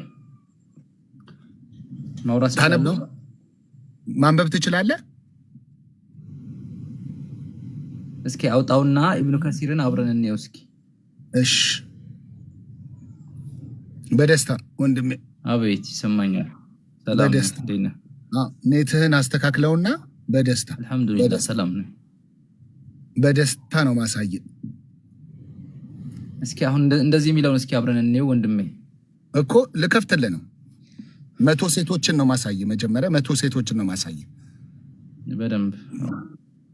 ጳውሎስ ራሱ ተናግሮ እኛም ብንሆን ብሏል። ስለዚህ የተረገየ ነው መሰለኝ የሚመጣው ድምጽ። ኔትወርኩ ግን አድሮ ነው የሚደርሰው። ወጥተህ ብትመለስ ጥሩ ነበረ ኢንጂነር። ወጥተህ ብትመለስ ማለት እኔ ቶፒኩን ቀይሬያለሁ። በእርግጥ መሄድ ይቻላል። ያኛው ትንሽ ከበድ ስላለ ያ ገልሞትናና ዝሙትና ግልሞትና የሙስሊሞች ባዳ ምለው ቀይሬያለሁ እንዳይበሳጩ ብዬ ማለት ነው። ግን ግልሙትናን ነው ዝሙትንና ግልሙትናን ነው አላህና መሐመድ ያረጋገጡት እንጂ ሌላ ነገር የለም። ዞሮ ኖ አሁን ይኸውልህ ወርዱና ስፋቱ ቁመታቸው የሚለውን አውጣው። 100 ሴቶችንም እናያለን። እሱን አውጣልሃለሁ። እሰይ ተወለደ እሰይ ወይ አለክ እሱ ይሄ 1.6 ኪሎ ሜትር ነው። አሁን ያለውበት ቦታ አይመችም ማለት ነው። አለክ ሐዲሱ አለህ አይደል? ቆይ ቼክ ላድርግ።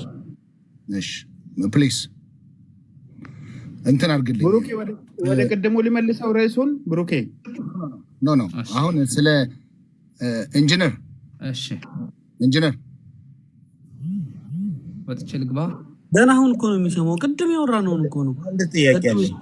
ሄኖኬ ገብቶ ቢወርድ ይሻላል ያለውን አሁን ነው ገና የሰማው። አው ወጥተህ ተመለስ ኢንጂነር። አንድ ጥያቄ አለኝ።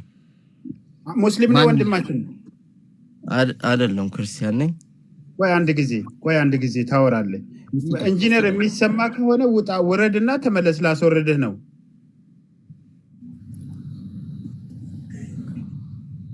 በቃ ተመልሰና አውርጃለሁ። ተመልሰና ኢንጂነር ላክ። እሺ ምንድነው ክሬተር ክርስቲያን ነው? አዎ አይ አንድ የሰማሁት ስለ ካባው ከዚህ በፊት ሲታደስ አንድ ጊዜ ቆይ ክርስቲያን፣ ኦርቶዶክስ፣ ፕሮቴስታንት ያው ያስተምሮ እንትኖች የተወሰኑ እንትኖች እንኳን በቃ ምንም ችግር የለውም። ዋናው ክርስቲያን ስለመሆነ ነው። እሺ ለማወቅ አለው። ኦኬ እንትኔ ካባውስ ከዚህ በፊት ለኤክስፓንድ ለማድረግ ጠቦ ሲቆፈር ታቦት ተቀብሮ ነበር ካባው ስር እና ያ ታቦት ለምን እዛ ተቀበረ? ማንስ ቀበረው? የሚታወቅ ነገር አለ እና ያደረሰውም ጥፋት ሲነገር እንደዚህ አይነት መረጃ ባልተረጋገጠ መረጃ ላይ እንደዚህ አይነት ኮንቨርሴሽን ዩቲዩብ ላይ እንትን አለ በቪዲዮ የተደገፈ ማን የሰራው የውጭ ጋዜጠኞች እንደውም ምንድነው ያሉት መካ በጨረር ተመታች ብለው ነው እነሱ አናውንስ ያደረጉት። ግን በትክክሉ ምንድነው ዩቲዩብ ቻናሉ ወንድም ይሄ ዩቲዩብ ላይ ያለ መልስህንም እዛው ዩቲዩብ ላይ ይሰጣል። አሁን ይሄ ርዕሳችን አይደለም ከይቅርታ ጋር ማለት ነው። ሰላም አንድ ልጅ አክቲቪ ነው ምንድነው ስምህ? ኧረ ስምህን ንገረን። አክቲቭ ቲኤም ሰላም ነው። እየሰማህ ነው? ይሰማል። በቃ ቀጥል። ከብሩኬ ጋር ቀጥል። ምን ብሩክ ይቀጥል። የሚመች ከሆነ የማይመች ከሆነ ደግሞ እሰይ ተወለደ ጋር ይቀጥላል። ያ እሰይ ትቀጥላለህ። ብሩክ እኛ ያለሁበት ቦታ ምቻለ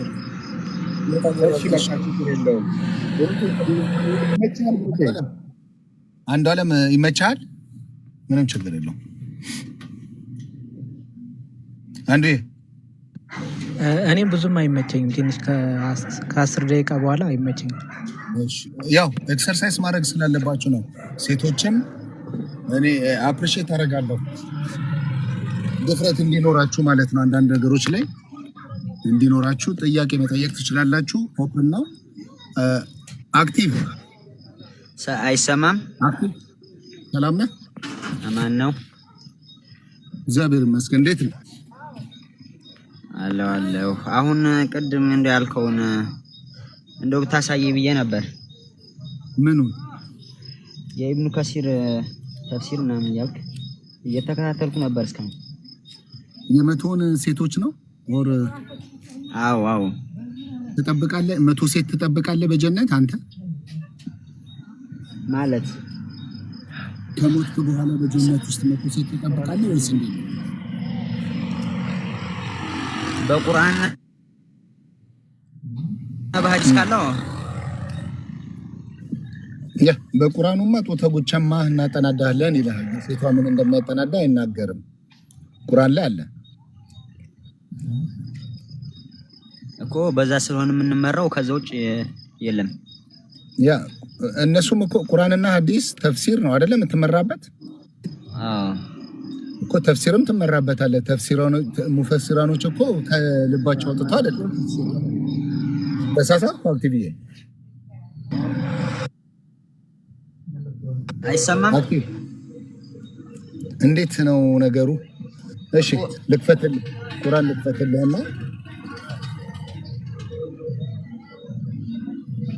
አድካሚ ነው ጋይስ።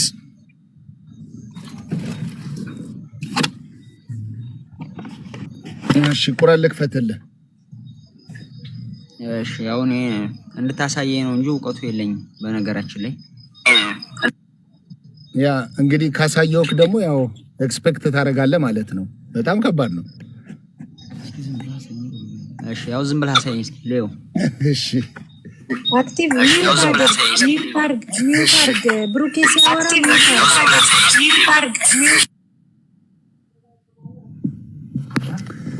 እንዲህ ይላል እዚህ ጋር ከ31 ነው የሚጀምረው ሐሳቡ።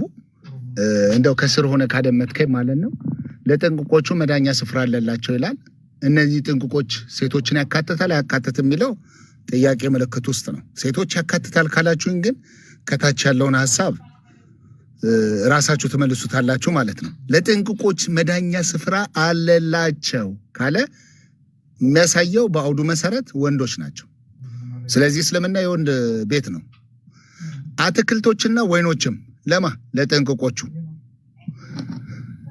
እኩያ የሆኑ ጡተ ጉቸማዎችም ለማ ለጥንቁቆቹ። ሴቶች እዚህ ጋር ካሉ ገደል በላ አፈር በላ። ለሴቶቹ አይሰጥም እኩያ የሆኑ ጡተ ጉቸማዎች። ከዛ በኋላ የተሞሉ ብርጭቆች ለማ ለጥንቁቆቹ። በውስጧ ትርፍ ቃልን ማስዋሸትን አይሰሙም። እነማ ጥንቁቆቹ። በዚህ አንቀጽ ጥንቁቆች የተባሉት እነማን ናቸው? ወንዶች ናቸው። ቁርአኑ ስለ ጥንቁቆች ሲያወራ ወንዶችን ነው አድሬስ የሚያደርገው። የተሞሉ ብርጭቆች፣ እኩያ የሆኑ ጡተ ጉቸማዎች። ይህንን ቅድም እንዳሳየዋችሁ ሲፈታው ኢብኑ ከትር ሲፈታው ጡተ ጉቸማዎችን ላይ ትኩረት አድርጎ ነው ማብራሪያ የሰጠው እዚች ጋር። ይሄ የሱራ 56 ነውና ሱራ 56 ነው። ይሄ ቅድም እንትን ያልኳችሁ ነው። The man will be able to have sexual intercourse with 100 virgins in one day ይላል። አንድ ወንድ ከ100 ድንግል ሴቶች ጋር በአንድ ቀን ምን ማድረግ ይችላል? ወሲብ መፈጸም ይችላል እያለን ያለው ማ ኢብኑ ከትር፣ እኔ አይደለሁም። ይሄው ኢብን ከትር ነው። ግን ያው አሁን ላይ ያው እኔም እውቀቱ የለኝም። ግን ይሄንን ከሌላ ክርስቶስ ጋር መወያየት ትችላለህ? በዚህ ርዕስ ላይ አያስወሩህም ወዳጄ። አክቲቭ አያስወሩም። ቤታቸውም ዛሬ ሄጄ ትንሽ እሺ፣ ለምሳሌ ማጋር መቼም ኩሱን ልጠራብኝ ነው አይደል? አይደለም። ለምሳሌ ዛሬ ማጋ ሄደሃል? ተዋቸው። እሱ ሆልድ ኦን ንገረኝ። ለምሳሌ ዛሬ ሂጃለሁ አልካ። ለምሳሌ ዛሬ ጋር ማጋ ሄደሃል ነው? ይዋሸ ነው ይርታና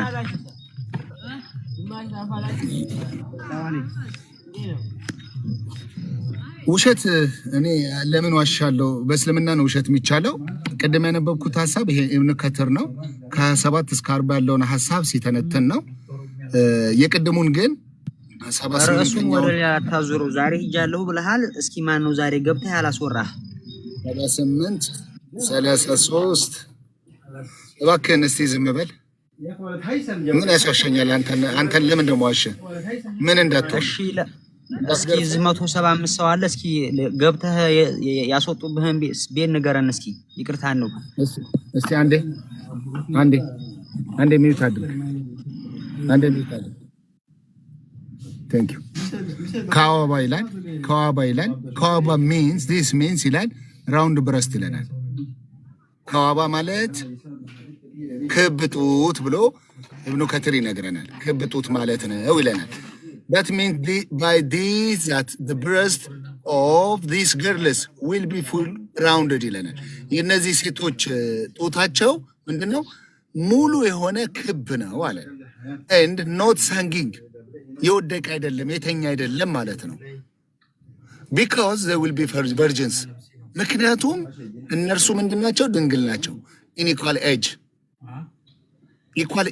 በእድሜ እኩል ናቸው ይለናል።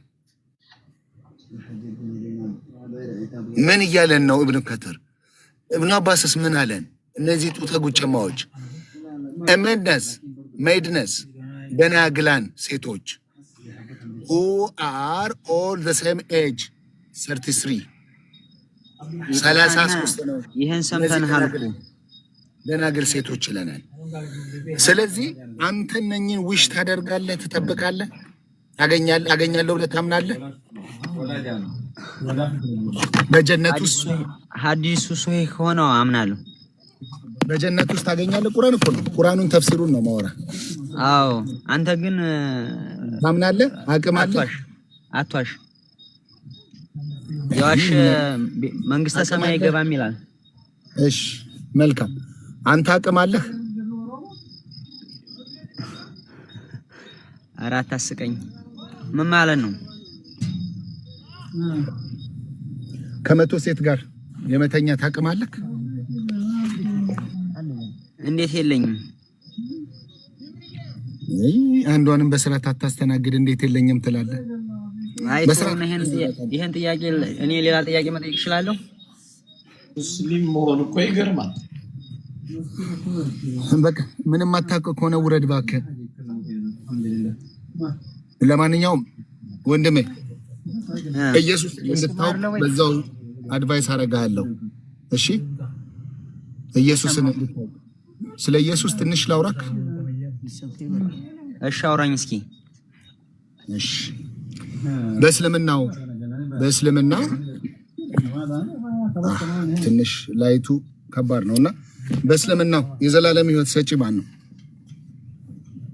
አላህ። ኢየሱስ የዘላለም ሕይወት ሰጪ ነው፣ አምላክ ነው ማለት ነው።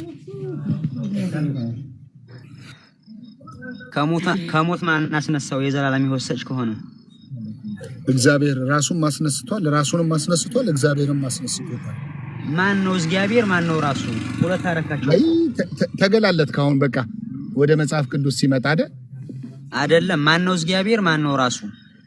እንዴት ነው እሱን ነገር ያስተምሯቸዋል? መጽሐፍ ቅዱስ እንዲበላችሁ ጠይቁ እየተባለ ያስተምሯቸዋል። አይ አሁን ጥያቄ እሺ፣ የሆነ ጥያቄ ልጠይቅህ ስለ ኢየሱስ። እሺ ጠይቀኝ። እሰይ አለ ራስ እየወጣችሁ ነው ግን ብሩክ ያልሞታ አካል ታመልካለህ። ከርስ ባትወጣ ጥሩ። 3 እጆች አለው አላ ሶስት እጆች አሉ። አንዱ ግራጅ ነው። አንዱ በቀኝ እጁ ግን ሁለት እጅ አለው አላ ማለት ነው። ግራጅ የሚለውን አውጪ። አይታይማ። ግራጅ አውጪ እስኪ። ግራጅ የሚለውን አውጪ። እሺ ኢቭን እኔ እንዴ ለምን አንተ እኮ አላ እግዚአብሔር ማን ነው? እግዚአብሔር ማን ነው አልክ። ይወጣላችሁ የለውም ግን ሶስት እጅ አለው ወይ? በመረጃ ነው ወይ? ሶስት እጅ አለው ወይ? ልንገርህ ማስረጃ ቀኝ እጅ ብቻ ቆማጣ ነው እንዴ? ቆይ አንዴ ልንገረው። ሳይ ሙስሊም 2788 ላይ አንድ አንበሳ 6 ተኩል አሉ። አንደኛ አውራ አትንጫጫ። መረጃ ካለ 3 እጅ የሚለውን አውጣ።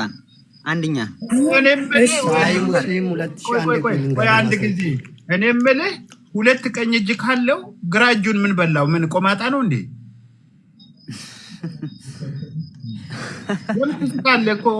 ሁለት ቀኝ እጅ አለው ተባለ። ግራ እጁን ምን በላ? አላህ ከፍጡራን ጋር አይመሳሰልም። ቆይ አንድ ጊዜ ልጠይቀው በእናትሽ። ቆይ ከፍጡራን ጋር ይመሳሰላል ብሎ የተከራከረ ሰው የለም። እንዲህ አይነት አምላክም ፍጡርም የለም። ሁለት ቀኝ እጅ ካለው ግራ እጁን ምንድን ነው የበላው?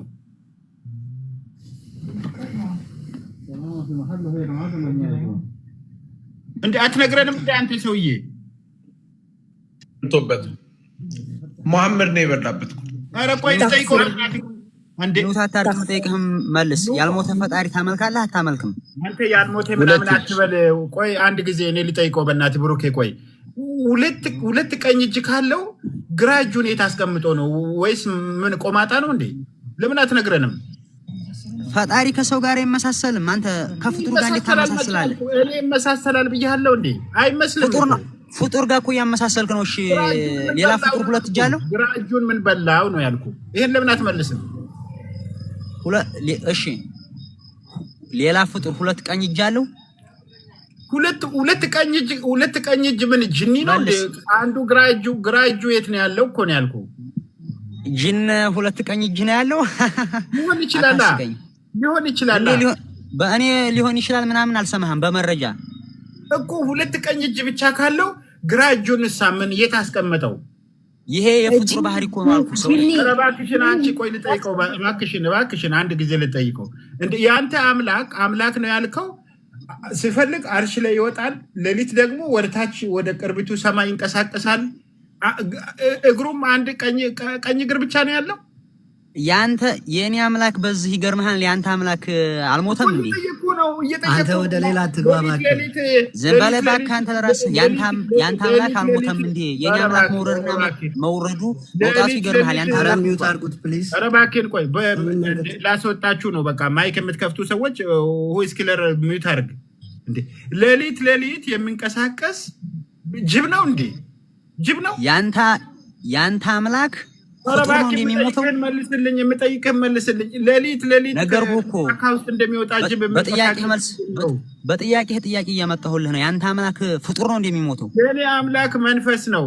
ሁለት ቀኝ መንፈስ እንዳለው ምናምን የሚባል ነገር የለም። እኔ የምጠይቅህን መልስልኝ። ያንተ አምላክ መንፈስ ነው እኮ እየነገርኩህ ነው። ያንተ አምላክ መንፈስ ነው። መልስልኝ። ያንተ አምላክ መንፈስ ነው።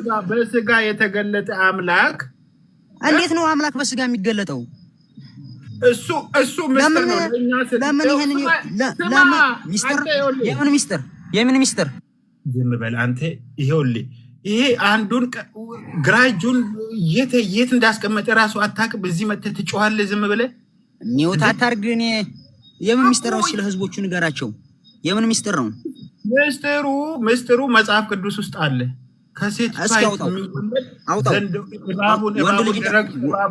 እባቡን ልረግጥ ነው። ለእኛ ስል ነው የተወለደው። እሺ በስጋ ነው።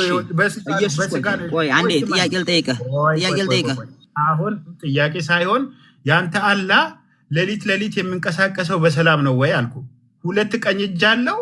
ይሄ ተአምረኛ የሆነ ፍጥረት ነው። ያንተ አምላክ የሞተው በሰላም ነው? ያንተ አምላክ የሞተው በሰላም ነው? ህፃናት ለቃቅሞ ልበላ ነው እንዴ በሌሊት የምንቀሳቀሰው? ሄኖኬ አላህ ሁለት እጅ እንዳለው አሳይቶናል። ይኸውልህ አንድ እጅ እዚህ ጋር ሁለት እጅ ይታያል አይደለ? ባት እንዳለው ነግሮናል። ፊቱም የአዳምን ፊት እንደሚመስል የአደምን ፊት እንደሚመስል ነግሮናል። አውጣ ማስረጃ ከተባልኩ ማስረጃ ማቅረብ አውጣ። ምን ላውጣ? ሁለት እጅ ላውጣ? ሁለት እጅ ስለ ሁለት እጅ አምኜ እኮ ነግሬሃለሁ። ሁለት እጅ ቀኝ ሁለት እጅ እንዳለው አምኜሃለሁ። የአደም ፊት የሚለውን ግን አውጣ። ኦኬ እሺ ቆይ አሁን ቀኝ ሁለት እጅ እዚህ ጋር እንደዚህ ያለው ማለት ነው። ሆልድ ኦን የአደምን ፊት ይመስላል የሚለውን አውጣ። አዋሽ ስም ማዋሸት አይቻልም። በውሸት ክርስትናና እናንተ ወንጌልን አሰብኩም በውሸት።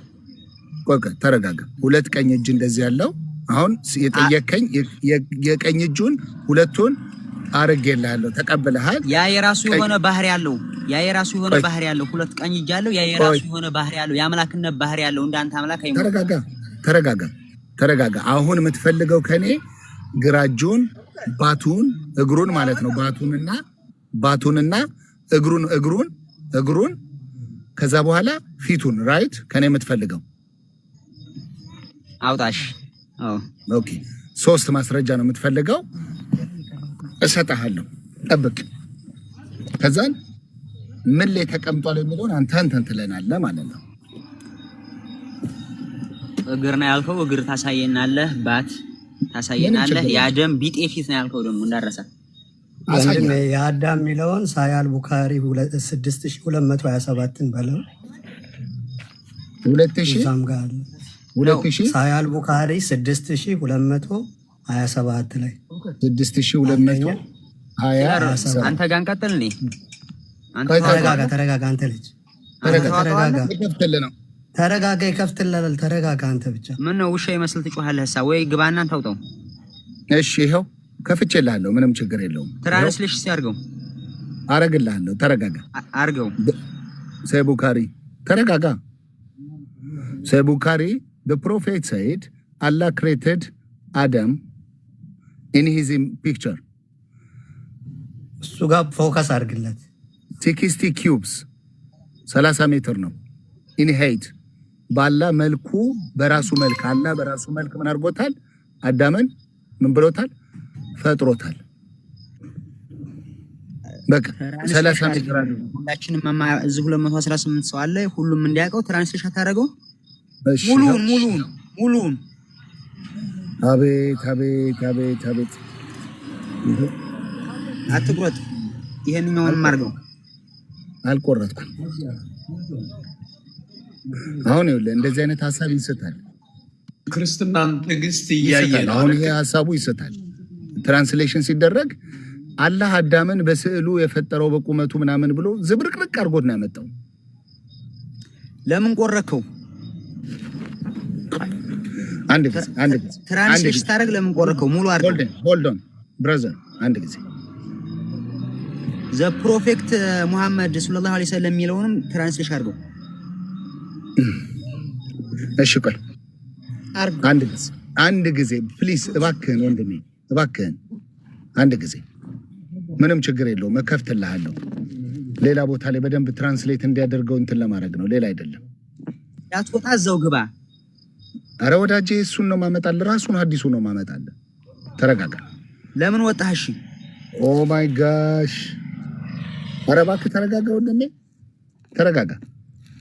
ውሸት ከመሰለው አረብኛ እንዲያነብ ለሱ ተውለት። ይችላል አረብኛ ለመተርጎም እንዲመቸኝ ነው፣ ሌላ አይደለም። ለእናንተ አረበኛ ማንበብ አይጠበቅም። እንግሊዘኛውን ትራንስሌሽን አድርግ። ይኸውልህ ቡካሪ 6227 the prophet said Allah created እንድቻረግልህና ምናልባት አሁን ካገኘው በደንብ ካገኘው እንደዚህ ያረግልህና እንትን እላለሁ። ነብዩ እንዲህ ብለዋል፣ አዳምን በስዕሉ ፈጠረው፣ ቁመቱን 60 ክንድ 30 ሜትር ያህል አድርጎ ፈጠረው።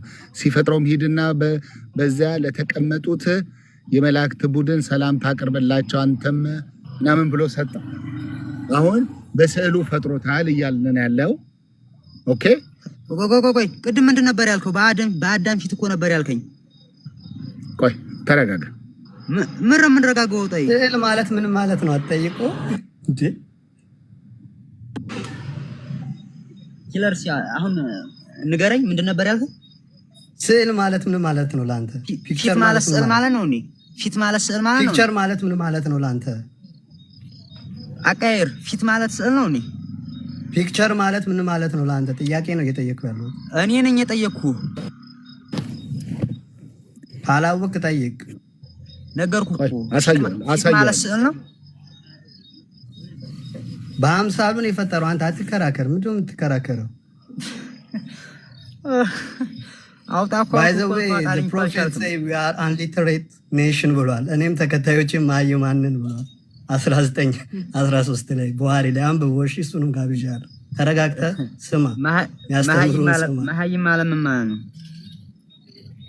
unliterate መሀይሞች ነን ሳይሆን መሀይሞች ነበር ነው። እኔም ተከታዮችም እኮ መሀይሞች ነበርን እንጂ ነን አላለም። ነበርን።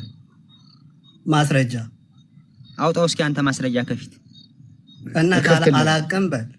እዛው ሐዲስ ላይ መጀመሪያው የሚያሳየን ስማ። ተረጋጋና የሚያሳየን ስማ።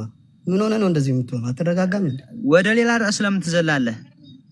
ቆይ አሁን የጠየቀውን እኔ እሰጥሃለሁ። ችግር የለውም። ማስረጃው ለምን ሌላ ቦታ ዘለልክ? መሀይሞች ላይ ለምን ገባ? ተረጋጋ ነው። ያንተ ፈጣሪ ህፃን ስለሚገል ነው። ኒውት አድርግ። ሌላ ነገር ውስጥ አትግባ። ነገር ያለ ክብር ይኖር ካልሆነ ሄደላለሁ። ነብይ ነው። የሰራዊት እግዚአብሔር ሆይ ቆይ ብሩኬ አንተ ጋር ብቻ አንዳችሁ አውሩ። ኦኬ አንድ ጊዜ ይስጠኝ፣ እድሉን ስጠኝና ወንድም አለ እንትን ላደርግልህ ነው። ያላን የአደምን መልክ በደንብ ግልጽ የሆነ ሐዲስ ስላለ ነው። ቆይ አንድ ጊዜ እሺ።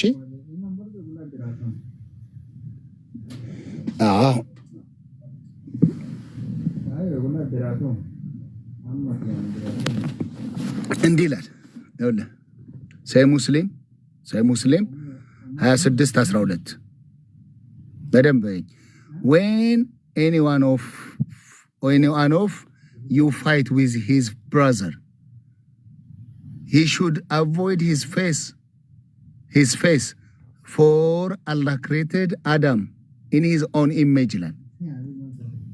አደምን በመልኩ ስለፈጠረው በማ አላህ አደምን በራሱ መልክ ስለፈጠረው ሙሉ ትራንስሌሽን አድርገው ሙሉ ከላይ ጀምሮ ከላይ አረ ይሄ ትራንስሚተር ነው፣ ወሬ ነው። ይኸውልህ this hadith has been አድርገው ወሬም ቢሆን አድርገው እስኪ አድርገው።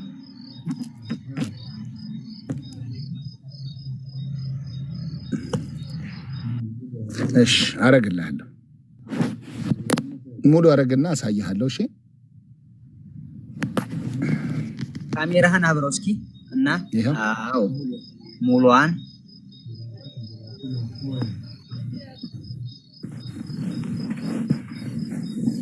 ዋናው እዚህ ጋር ነው። ይህ ሐዲስ አቡ ሁረይራ ምናምን የተላለፈ ሲሆን አብዱጋ መልእክተኛ ምናምን በዘገቡት ሐዲስ ላይ እንዲህ ያብለዋል። ከእናንተ አንዳችሁ ከወንድሙ ጋር ሲጣላ ፊቱን መራቅ አለበት፣ ምክንያቱም አላህ አደምን በራሱ አምሳል ፈጥሮታልና ይላል። ፈጥሯልና በማ በራሱ አላህ በራሱ አምሳል አንደኛ ሰጣውክ በራሱ አምሳል አላህን በአላህ መልክ ማለት ነው። ምን እንደምትለኝ አልቀበልም። በራሱ አምሳል አላህ አደምን ይላል። እቺ በራሱ አምሳል የምትለው አላህን መንሽን የምታደርግናት። ኦኬ አደምን በአላህ አምሳል የአላህ ፊት አደምን ይመስላል። ሌላኛው ግራ እጁን ላውጣለህ። አንድ ጊዜ ተረጋጋ። ግራ እጅ በነገራችን ላይ ግን ጥያቄ አለኝ፣ በጣም ብዙ ጥያቄ። ግራውንም ቀኙንም እጅ ሜንሽን የሚያደርግ ሰሂህ ሙስሊም 2788 ላይም አለ። ቼክ አድርገው። እሱ ድሬኛው ቀተኛ ወይ አንተ ገብተህ እስኪ ተወያይ። ይሄ ልጅ ሰይጣን አለበት እንዴ? አረ ተረጋጋ። አረ አንተ ነው ሰይጣን ወሮህ መንገድ ያሳሳተ ሰው እንድታመልክ ያደረገ። ለምን አትረጋጋም? አክቲቭ አይ ቆይ ጸጥ ልበለው። ሰውየው እኮ ሰይጣን አለበት ያስታውቃል። ይረጋጋ። ሙስሊም ያልከኝ ሰሂህ ሙስሊም 2788 ላይ 2007 እኔ እኮ እንደው ራሴ እንደው ቀተኛ አልክብም፣ ግን ይችን ጥያቄ ወይ ሳላህ ጋር ተረጋጋችሁ ወይ አስወርዱት። ምንድነው ይሄ ልጅ ተሸማቀህ ነበር የምወጣው። 2788 ኤ ላይ 88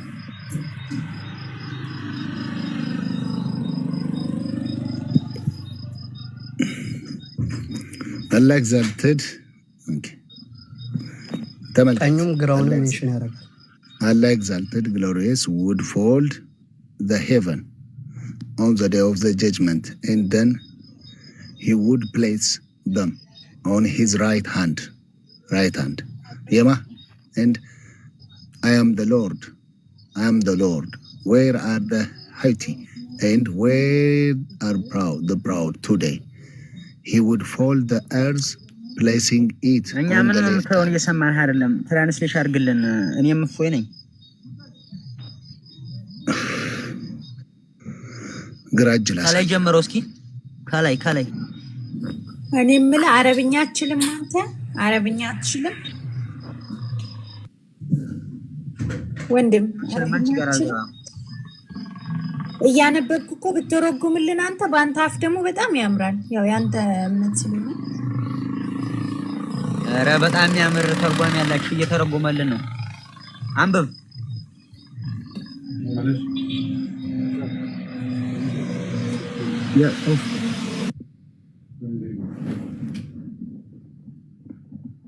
ያው ግራውን እጁ አሳየው። በቃ ሳይት ቴንክ ዩ ብሩኬ። ታውታይ ይቅርታ ጋር ካሜራ ታልፋ ሲሙሉ አንብብልኝ ወንድሜ። ዋ እኔም እፎይ ነኝ።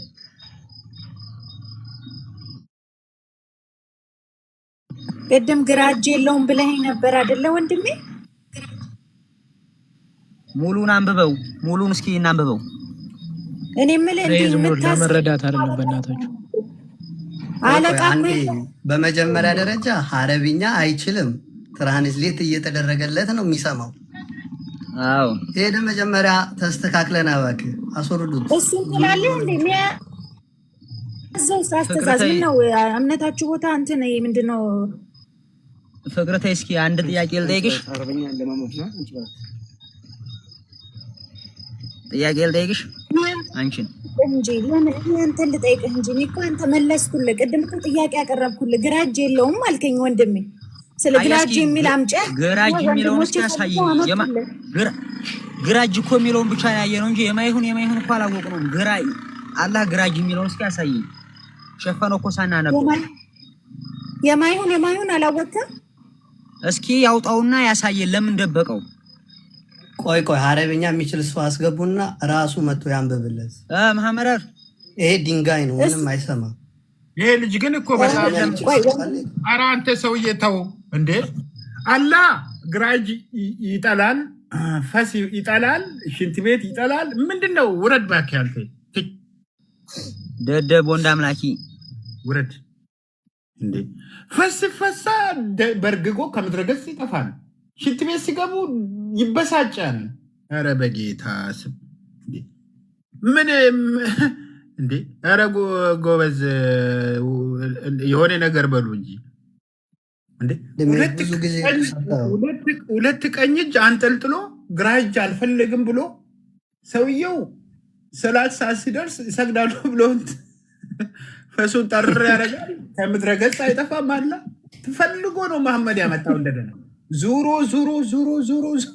በጌታ ኧረ በስመ አብ ደግሞ ሌሊት ይንቀሳቀሳል እንደ እንትን ከሰባተኛ ሰማይ ወደ ታች ድብ ይላል።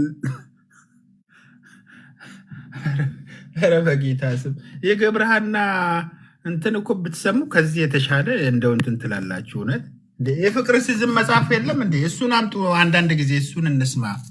የእነዚህ ሰዎች ግን እንዴ አረ ይበልጧል። የፍቅር በእውነት ፍቅር እኔ ወሲብ እንደዚህ ሰምቼ አላውቅም። እሱ ይሻላል በእውነት። አዎ ሰምቼ አላውቅም እሱ ጋር። ኧረ በጌታ ስም ኢባዳ ነው እያሉ አምልኮ ነው እያሉ ወሲብ በፈጣሪ ስም ምን አይነት ጭንቅላት በእውነት። ሴትን እንትን አድርግ ከውሻ ጋር በማነጻጸር ከዶሮ ጋር በማነጻጸር ከአህያ ጋር በማነጻጸር ይሄንን በህፃናት ፊት ብልግናን ኧረ በናዝሬቱ ጌታ በኢየሱስ ኧረ በኢየሱስ በእውነት እኔ ምን አይነት መታወር ሰይጣን እኮ በቃ አይናቸው ላይ ቀዘኑን ቀዝኖ ቂጡን ጠርጎ ነው ሄደው እነዚህ ሰዎች ላይ ምንም በቃ ታወሩ። ስለዚህ የሰውየውን ሽንት እንጠጣለን እያሉ እኔ ችግር የለውም ይሄ ሰው ምንድነው ያደረገላችሁ ሲባሉ አይ ወደ እውነተኛ ወደ ቀጥተኛው መንገድ መራ።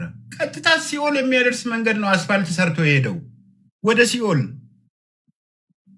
እንዴ ወደ የሲኦል አስፋልት ሰርቶ ነው ውሸቱን ቀጥታ አላህ ምናምን ብሎ ውሸቱን ማለት ነው ራሱን ሲፈልግ አላህ የሚሆነው እንዴት ነው ለአንድ ነብይ ሰው ነፍሴን ይሰጣል የሚል? እኔ አሁን ለሙሴ ብዬ ነፍሴን አልሰጥም። ምን ስለሆነ እንዴ ለአብርሃም ብዬ ነፍሴን አልሰጥም። ነፍሱን የሰጠኝ አምላክ አለኝ። ነፍሱን የሰጠኝ ማን ነው? ለነቢያት ነፍሱን ይሰጣል ብሎ የተናገረው እነሱ መቼም ከማናንሼ ሰውዬ መጣ ሴቶች እንደፈለጉ እንዲያገቡ የኦሪቱን ሕግ ሲያይ አልተመቸውም። ከዛ ተበርዟል አለ ውሸቱን ተበርዟል። እንደፈለገ የጉልምትና መንፈስ እንደፈለገ ኃጢአት የሚባል ነገር እኮ አንድ ሰው ሙስሊም ከሆነ ምንም ቢሰራ እኔ ኃጢአት ያለ አይመስለኝም። ሴት ከምስቱ ውጭ ሄዶ የፈለገበት ቢለጠልጥ ገንዘብ ብቻ ይክፈል እንጂ በቃ እንትን ነው ምንም እንትን ኃጢአት ሊሆን አይችልም። በጌታ በኢየሱስ ስም በእውነት እኔ አንዳንድ ጊዜ ግን እኔ እንዴት ተደርጎ እንደምን ይሄንን የአላህ ቃል የአላህ መልእክት ነው ከሰማይ ነው የተወረደው ተወርውሮ ነው የተወረደው። ጅብሪል ከሆነ እንደ ግመል እየጮኸ ነው እንትን ያለው። ጅብሪል ማለት ራሱ ሰይጣን አጋንንት ነው። እንዴት መጥቶ ቀሚስ ገልቦ ብሎ ይነፋል? ባለጌ ነው እንጂ ብልግና ነው እንጂ። ቀሚሷን ብድግ አደረገ ብሎ ነፋባት፣ ወዲያውኑ ጸነሰች ኢሳን ይላል። ከብልግና ውጪ አላህ ሰው የፈጠረው በወንድ ዘር ፈሳሽ ነው ይላሉ። በመጨረሻ ቀንም ረጭቶ ባለጌ ነው፣ ብልግና ነው። ይሄ አላህም ባለጌ ነው፣ ሙሐመድ ባለጌ ነው፣ ጅብሪል ባለጌ፣ ከላይ እስከ ታች ጠቅላላ በብልግና ነው የተሞላው ቁርአን። አረ በጌታ በኢየሱስ እንዴ! እኔ በእውነት እንደዚህ ይሄ የእስልምና ነገር ግን እኔ አቅለሽልሾኛል በእውነት በጣም በጣም በጣም የሚያቅለሽ ፍቅር ሲዝም በስንት ጣዕሙ ይሻላል። እዛ ህንድ ሀገር የዛ ሰውዬ ምስት ነበርኩኝ ይላል። በቃ ልክ መሐመድ እንደዛ አይነት ነገር ሊሆን ነው የፈለገው እንጂ ይሄ ነቢያቶች የትኛው ነቢይ ነው እንደዚህ አይነት ብልግና የሰራው? የትኛው መሐመድ ይሄ ሁሉ ነገር ሲሰራ አንድ ቀን የሱ አላህ ተሳስተሃል አላለው። አንድ ቀን እንዴ እስራኤላውያንን እኮ ከሙሴ ሀገር ይዞ የወጣው ሙሴ ያ ሁሉ ድንቅ ታምራት እግዚአብሔር የሰራበት ሙሴ እንዴ ቃል አውጣበት ስባል አለቱ ላይ እንደለመደ ብትሩን እንትን ስላለ እንዴ በቃ ብሎ እግዚአብሔር ከዛ ከተስፋይቱ ምድር ያስቀረው በዛች ማለት ነው። ይሄ እንዴ የ6 ዓመት ልጅ ወስዶ ከዛ ስንት ነገር አተረማምሶ ስንትና ስንት ጦርነት አድርጎ በማስ ህዝብ አስጨፍጭፎ አይቆጣውም። ይሄ እኔ እንጃ በጌታ ስም እኔ እንጃ። አንድ እንድትጨምርበት አሁን የአሁኑ ልጅ እንደዚህ የሚያደርገው የሰው ልጅ ገና ሲወለድ ሴጣን ከነካው እስቲ ምንድን ነው የሚሆነው? እስቲ በአንተ አመለካከት እስቲ ሂድበት። ገና ሲወለድ ሴጣን ከነካው ምንድን ነው የሚሆነው?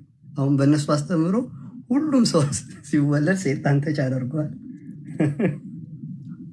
እኮ። በጣም በጣም የሚገርም ነው። እንግዲህ ሰው ሲወለድ ሙስሊም ነው ይላሉ። ህፃናት ደግሞ ሲወለዱ የሚያለቅሱት ሰይጣን እንትን ስለምላቸው ነው ይላሉ። ምንም እኮ ለመጨበጥም ለመያዝም ምንም ነገር የማይመች በእውነት የነሱ ጀነት የናይት ክለብ ነው። ጡታቸው የተወጣጠረ ቂጣቸው አንድ ከተማ ግማሽ ከተማ የሚያክል ሴት ያገኛል። ምን ዕዳ ነው ይሄ? በጌታ በኢየሱስ ምን ዕዳ ነው? እሱ ብቻ እኮ አይደለም። እሱ የ6 ዓመት ህፃን አግብቶ በ9 ዓመቷ ሲገናኛት 11 ሚስቶች አግብቶ ከሰራተኛው ጋር ግንኙነት ሲያደርግ ያንተን ልጅ አጋባኝ ሲሉት እኮ አልፈቀደም። ምክንያቱም እሱ ውሸት እየሰራ እንደሆነ አውቋል። እንግዲህ 17 18 ዓመቷ ነው እንግዲህ በዛን ሰዓት ገና እድሜው አልደረሰም ያላቸው እና መጀመሪያ እንደውም የነብይነቱ ክደት የሚጀምረው ገና ጅብሪል ተገለጠልኝ ሲል ነው። በቃ ምክንያቱም ማንም እንደገለጠለት አያውቅም፣ ማን እንደተገለጠለት አያውቅም። ሄዶ እየተርበተበተ ሰዎች ናቸው ለአንተ ጥሩ ነገር ነው የሚገለጥልህ እንጂ ክፉ ነገር አይገለጥልህም ብለው ያበሰሩት። እነ ዘካርያስ ላይ ቅዱስ ሚካኤል ቢመጣ ገብርኤል ቢመጣ ቤታችን ላይ ቅዱስ ገብርኤል ቢያበስራት ራሱን አስተዋውቆ ነው እኔ በእግዚአብሔር ፊት የምቆመው ገብርኤል ነኝ ብሎ ተገልጦ ነው መልእክቱን የሚያበስራት። እንግዲህ የአላህ መልእክተኛ ነው ከተባለ መልአክ ነው ከተባለ ፊት ለፊት ቀርሞ ነው ብስራቱን ሊናገር የሚችለው ራሱን ገልጦ፣ ግን ማን እንደሆነ አላወቀም ነው የሚለው እና በጣም በቃ ድራማ የተሞላ እና እስቲ በዚህ ሂድበት እስቲ ጋብቻ ከተነሳ እንግዲህ መሐመድ ዳዴ የምትል ህፃን የሆነች ህፃን ልጅን በ63 ዓመቱ ላይ በቃ እኔ በህይወት ብኖር አገባታለሁ ያለ ነው። እንግዲህ ህፃን ልጅን የሚመኝ ደግሞ ምንድን ነው? እናንተ መናገር ትችላላችሁ። ህፃናትን ተመልክቶ የሚመኝ ነው። የትኛዋ ዳሌዋ፣ የትኛዋ የሚያማምረው ሰውነቷ፣ የትኛው የሚያጎመዣው? እነሱ ያሳሳሉ እኮ ህፃናት ያሳሳሉ። የትኛውን ነገር አይቶ እንደሚመኝ አላውቅም። ህፃናትን በጣም ይወዳል። ከአይሻ በተጨማሪ ነው ይሄ። አይሻ ግን ያው ምንም አታውቅም ነበር። እቃቃ ትጫወት ነበር። እቃቃ የምትጫወት ልጅ ናት። እናቷ አንስታ እጇን ጎትታ ወደ ጋብቻ የወሰዷት። በ6 ዓመቷ ገቧት። ኢቨን ኢፍ በ6 ዓመቷ መገናኘት ይችላል። ጋብቻ ከተፈጸመ ግን የተፈቀደች ናት እንደ እስልምናው ህግ። ግን ተራኪዋ ምን ብላ ተናገረች? በ6 ዓመት ያገቡኝ በ9 ዓመቴ ገቡብኝ አለች። ገቡብኝ አውር ደግሞ ሜሬጅ ካንስሜትድ ሆነ፣ ጋብቻው ተፈጸመ የሚል ንግግር አለ። ጋብቻው የሚፈጸመው ዊዝ ሴክሹዋል ኢንተርኮርስ ነው። እቺ አይሻ ግን በ9 ዓመቷ የወር አበባ አይታለች፣ አላየችም፣ ደርሳለች፣ አልደረሰችም እያሉ ሊናገሩ ይፈልጋሉ። ግን አልደረሰችም። እቃቃ እጫወት ነበር አለች። ከጓደኞቼ ጋር የምጫወት ነበረ። ነብዩ ሲመጡ ራሳቸውን ደብቀው ይመጡ ነበር አለች። ለምን መደበቅ አስፈለገው? ህፃን ስለሆነች። ወንድሜ ቅድም እንዳለው ደግሞ እርሱና ነቢ ዳውድ ላይ ዑመር የአይሻ አባትና አሊ የሚባል ሰውዬ ፋጢማን ይጠይቃሉ። የአይሻ አባት ትልቅ ሰው ነው። አሊ የሚባለው ወጣት ነው። ሲጠይቁ ፋጢማ በዛ ሰዓት የ18 ዓመት ልጅ ናት። እሷ ልጅ ናት አለ ለዑመር። አይሻን ሲያገባ መሐመድ አይሻን ሲያገባ ዑመር ምን ብሏል? ኖ እንዴት ይሆናል ብሎ ጠይቆ ነበር፣ ተናግሮ ነበር፣ ተቃውሞት ነበር። አሁን ግን መሐመድ ደግሞ የመሐመድን ልጅ ዑመር ለማግባት ሲፈልግ ሲጠይቅ ነው አለ፣ አይሆንም እሷ ልጅ ናት አለ። የሰው ልጅ ላይ አያችሁ እንዴት ህመም እንዳለው ህመም አለው። የራስ ልጅ ላይ አደጋ እንዳይደርስ ጉዳት እንዳይደርስ ከፍ ስትፈልግ የሰው ልጅ ላይም ልክ እንደዛው አደጋና ጉዳት እንዲደርስባቸው ማድረግ የለብህም። ይሄ መሐመድ ግን ይሄንን አድርጓል። የራሱ ልጅ ላይ ፕሮቴክት አድርጓል፣ ተከላክሏል። የሰው ልጅን ግን በቃ አግብቷል። በ9 ዓመቷ ኮንሱሜትድ አድርጓል። የ30 ሰው ጉልበት ያለው ሰው መሐመድ ማለት ነው። የ30 ሰው ጉልበት ለሴክሹዋል ኢንተርኮርስ የተሰጠው ነው።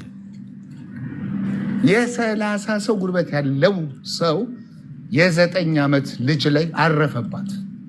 ምን ልትሆን እንደምትችል እወቁት። 9 ዓመት ነው አብሯት የኖረው። 9 ዓመት በወጣትነቷ ትዳሩ በሚያስፈልጋት ዘመን እሱ ሞተ። ከዛ ማግባት አትችልም። በጣም በሚያሳዝን ሁኔታ የነብዩ ሚስቶች ሌላ ማግባት አይችሉም። እስር አድርጓቸዋል። የነብዩ ሚስቶች ሌሎች ወንዶች እንዲያገቡ አልተፈቀደም። ስለዚህ ከፈታቸው ከተለያዩ ሌላ ወንድ ሊያገቡ ስለማይችሉ እስር አድርጓቸው አይሻ በ18 ዓመቷ ላይ ነብዩ ሞተዋል። ከዛ በኋላ ቀሪው ዘመኗን ብቻዋን የኖረችው ልጅ የለም። ለምንድነው ልጅ የኖረው ብለን ሪሰርች ብናደርግ በርካታ ነገሮች እናገኛለን። አንድ ህፃን ለአቅመ ሔዋን ያልደረሰች ህፃን የ30 ሰው ጉልበት ያለው አቅም ያለው የሴክሹዋል ጉልበት ያለው ለግንኙነት ተብሎ የተሰጠው ነው። ያ ያለው ሰው ያልተዘጋጀውን ማለት ለግንኙነት ሬዲ ያልሆነውን የህፃን ልጅ ማህፀን ገብቶ ሲሄድ ምን ያደርጋል? ፌስቱላ የሚባል በሽታ ያመጣል። ፌስቱላ ኦር ደግሞ የማህፀን ግድግዳና የሰገራ መውጫ ግድግዳ የመሰንጠቅ አደጋ ያደርሳል። ምናልባት ይሄ ደርሶባት ያልወለደችው ማህፀኗ ከጥቅም ውጭ ሆኖ ይሆን? አይሻ አልወለደችም። ያሳዝናል። ቀሪ ዘመኗን ምን ሆናለች? ምን አላችሁ? ያለ መረጃ አታውራ። ዝም ብለህ ያለ መረጃ አታውራ። ያወራሁት መረጃ የለው፣ ምንም መረጃ የሌለው ወሬ ነው የምታወራው። ሁሉ ጊዜ 6 ዓመት 6 ዓመት ምናምን 6 ከዚህ ውጭ ወሬ መረጃውን አታስተምርም። ወይ አንተ ስለ መጽሐፍ ቅዱስ አታስተምርም? በቃ አትሰብክም? መረጃውን ካመጣሁልስ ምንም መረጃ እንደሌለ አውቃለሁ። በቃ 24 ሀወር 6 ዓመት 6 ዓመት። እንግዲህ በእስልምና ሱና ስለሆነ አሁንም ህፃናትን ማግባት አባዜ ተጸናውቶታል። አስተምሯል መሐመድ ህፃናትን አግብቶ የመፍታት ሱረቱል ተለቅ ላይ 65ኛው ሱራ 4ኛው አያ ላይ ገና አደፍን ያላዩ ህፃናት፣ የወር አበባን ያልጀመሩ ህፃናት አግብቶ መፍታት ይቻላል በእስልምናው አስተምሮ። ኢዳቸው 3 ወር ነው ለእነዚህም ለህፃናት። ህፃናት ሲባል የእድሜ ገደብ አልተቀመጠም። የ1 ዓመትም ሊሆን ይችላል፣ የ2 ዓመትም ሊሆን ይችላል። ገደብ የለውም። የእድሜ እንትን አልተቀመጠም። ግን አደፍን ያላዩ ህፃናት ነው የሚለው። ተፍሲሮቹን ግቡና ይዩት። አደፍን ያላዩ ህፃናትን አግብቶ በእስልምና መፍታት ይችላሉ። የስ ካርሎስ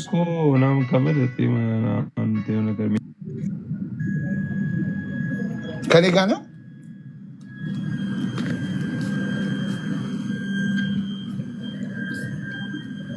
አይቻልም የሚለኝ ሙስሊም ካለ እባካችሁ ኑ ግቡ።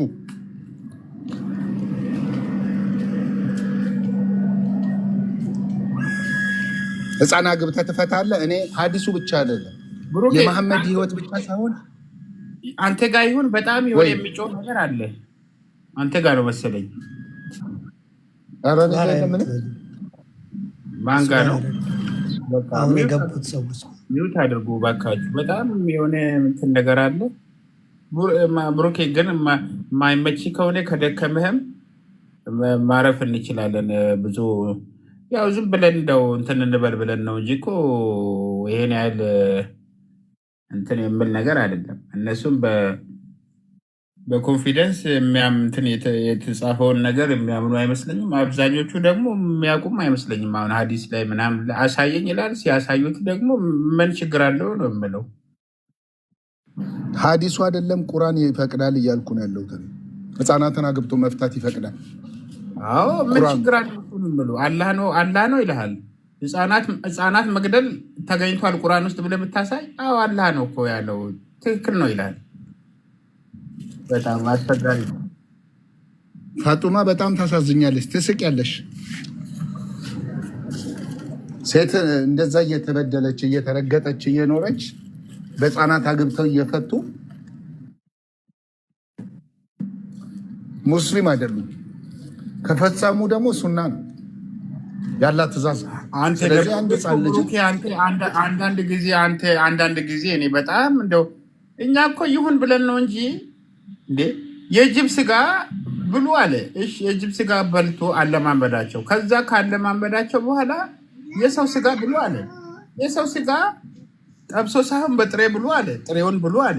ሱና ነው። ከፈለገ ሰው ስጋ መብላት ይሄንን ስታሳየም አዎ በቃ አላህ ነው ያለው ትክክል ነው ይልሃል። እንዴ አንተ አሁን እኮ እኔን መጥቶ እስኪበላ ነው እኔን መጥቶ እስክትበላ ነው እንደምጠብቅ ማለት ነው እንጂ እኔ እንጃ። ሁሉንም በቃ ትክክል ነው፣ ልክ ነው፣ ትክክል ነው፣ አላህ ነው ያለው እንደዛ ነው የሚሉት። እኔ ምን አይነት አይምሮ እንደተሰጣቸው ራሱ እኔ በጣም ነው የሚገርመኝ።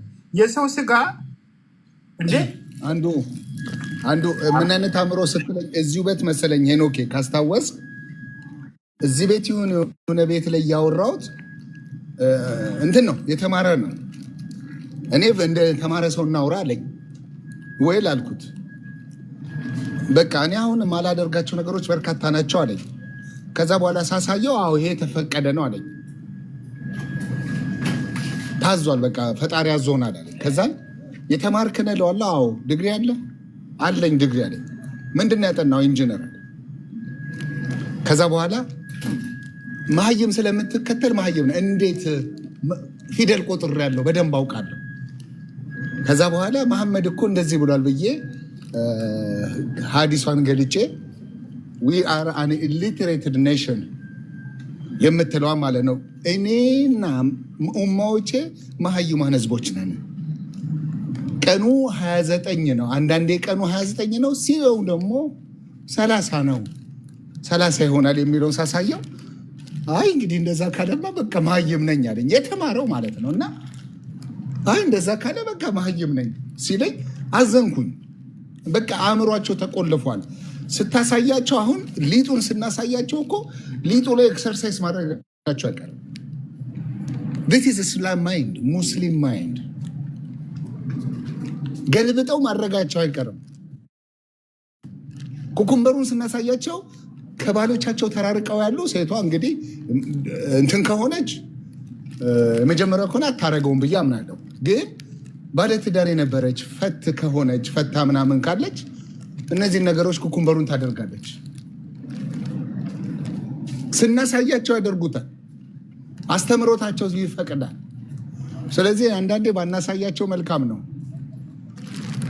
እግዚአብሔር ይርዳቸው ላለው ሄኖኬ ይሄ ነው ምለው።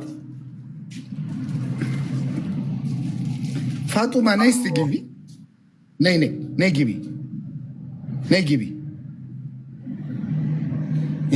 ኢንጂነር ትይኛለች ከቅድም ጀምሮ። ኢንጂነሩ ምን አጨበረበረኝ እኮ መቼ ያስወራሉ?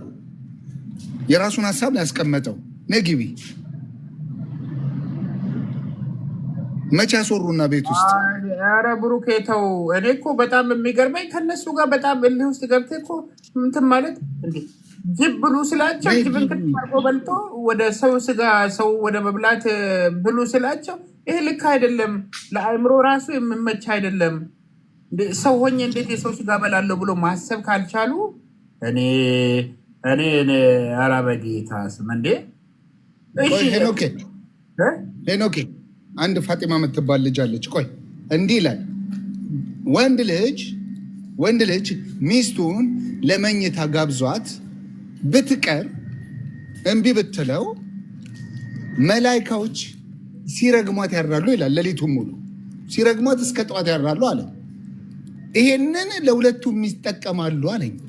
እንዴ እንዳልጠይቅ በዚህ ጥያቄ ላይ በደንብ አድርጌ እንዳልጠይቅ አፌን ያዙኝ። ኤቲስት ቤት ነው ቤቱ።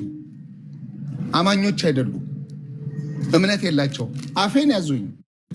አሁን ከስር ሆና ተመልሶልሃል ትለኛለች። ምንድነው የተመለሰልኝ?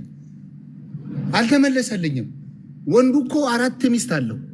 አንቺ ጋር ተኝቶ ሌላኛዋ ጋር ሲሄድ እና እኔ እፈልግሃለሁ ብትይው እሺ አይልሽም። ስለዚህ መላይካዎች አይረግሙትም። እሱን አንቺን ነው የሚረግሙሽ። ለወንዱ አይሰራም። የወንድ ሃይማኖት ነው የምለው እኮ በምክንያት ነው። እስልምና የወንድ ብቻ ሃይማኖት ነው። እሷን ተዋት። ይሄኛው ሚሊዮነር ድሪስ ነው ምናምን የሚባል ገብቷል። እሷን ተዋት።